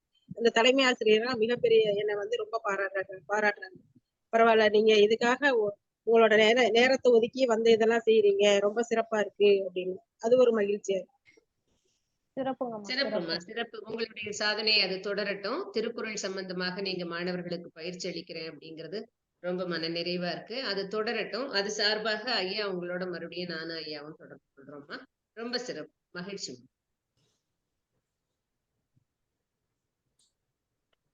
சாமானிய பெண் மகளிர் நாள் தொடர் நிகழ்ச்சியில் சாமானிய பெண்களின் சாதனை என்ற நிகழ்ச்சியில் அழகாக கலந்துரையாடல் நடத்திய திருமதி ராஜாமணி அம்மா அவர்களுக்கும் திருமதி சிவகாமி சண்முகசுந்தரம் அவர்களுக்கும் சிறப்பாக பாடல் பாடி துவங்கி வைத்த அம்மா அவர்களுக்கும் இதில் கலந்து கொண்ட திருமதி வித்யா அசோக் மற்றும் திருமதி மது, திருமதி விமலா மற்றும் திருமதி அமுதா அவர்களுக்கு நன்றி நன்றி நன்றி கூறி விடைபெறுகிறோம். சிறப்பானது ஒரு நிகழ்ச்சி, சிறப்பானது ஒரு கலந்துரையாடல். நன்றி அம்மா, நன்றி, வணக்கம். சிறப்பு. இன்றைக்கு சங்கத்தமிழ் இலக்கிய பூங்காவின் இந்த நிகழ்வு மகளிரிடையே சிறப்பானது ஒரு கலந்துரையாடலாக அமைந்தது. சாமானியர்களின் சாதனை வாழ்க்கை என்ற இந்த ஒரு நிகழ்வு நிஜமாவே ஒரு சாதனையான நிகழ்வு என்றே சொல்லலாம். இதுவரை இப்படி ஒவ்வொரு மகளிரையும் கூப்பிட்டு கலந்துரையாடி இருப்பார்களா என்றால் கிடையாது. இன்று வந்த மகளிர் அனைவரையுமே கேட்டால் நமக்கு தெரியும். அதனால் இப்படி ஒரு வாய்ப்பை நமக்கு ஏற்படுத்தி கொடுத்த சங்கத்தமிழ் இலக்கிய பூங்காவின் ஒருங்கிணைப்பாளர் திரு நீலகண்ட ஐயா அவர்களுக்கு சங்கத்தமிழ் இலக்கிய பூங்காவின் சார்பில் நன்றிகளை தெரிவித்துக் கொள்கின்றோம். இந்த நிகழ்வு நம்முடைய சங்கத்தமிழ் வலைக்காட்சியில் ஒளிபரப்பாகும். அதில் கண்டு உங்களுடைய கருத்துக்களை பதிவிடுங்கள், அதை விரும்புங்கள், மற்றவர்களுக்கும் பகிருங்கள். அனைவருக்கும் மீண்டும் சங்கத்தமிழ் இலக்கிய பூங்காவின் சார்பில் நன்றிகளை தெரிவித்துக் கொள்கின்றேன். சிவகாமி சண்முகசுந்தரம்.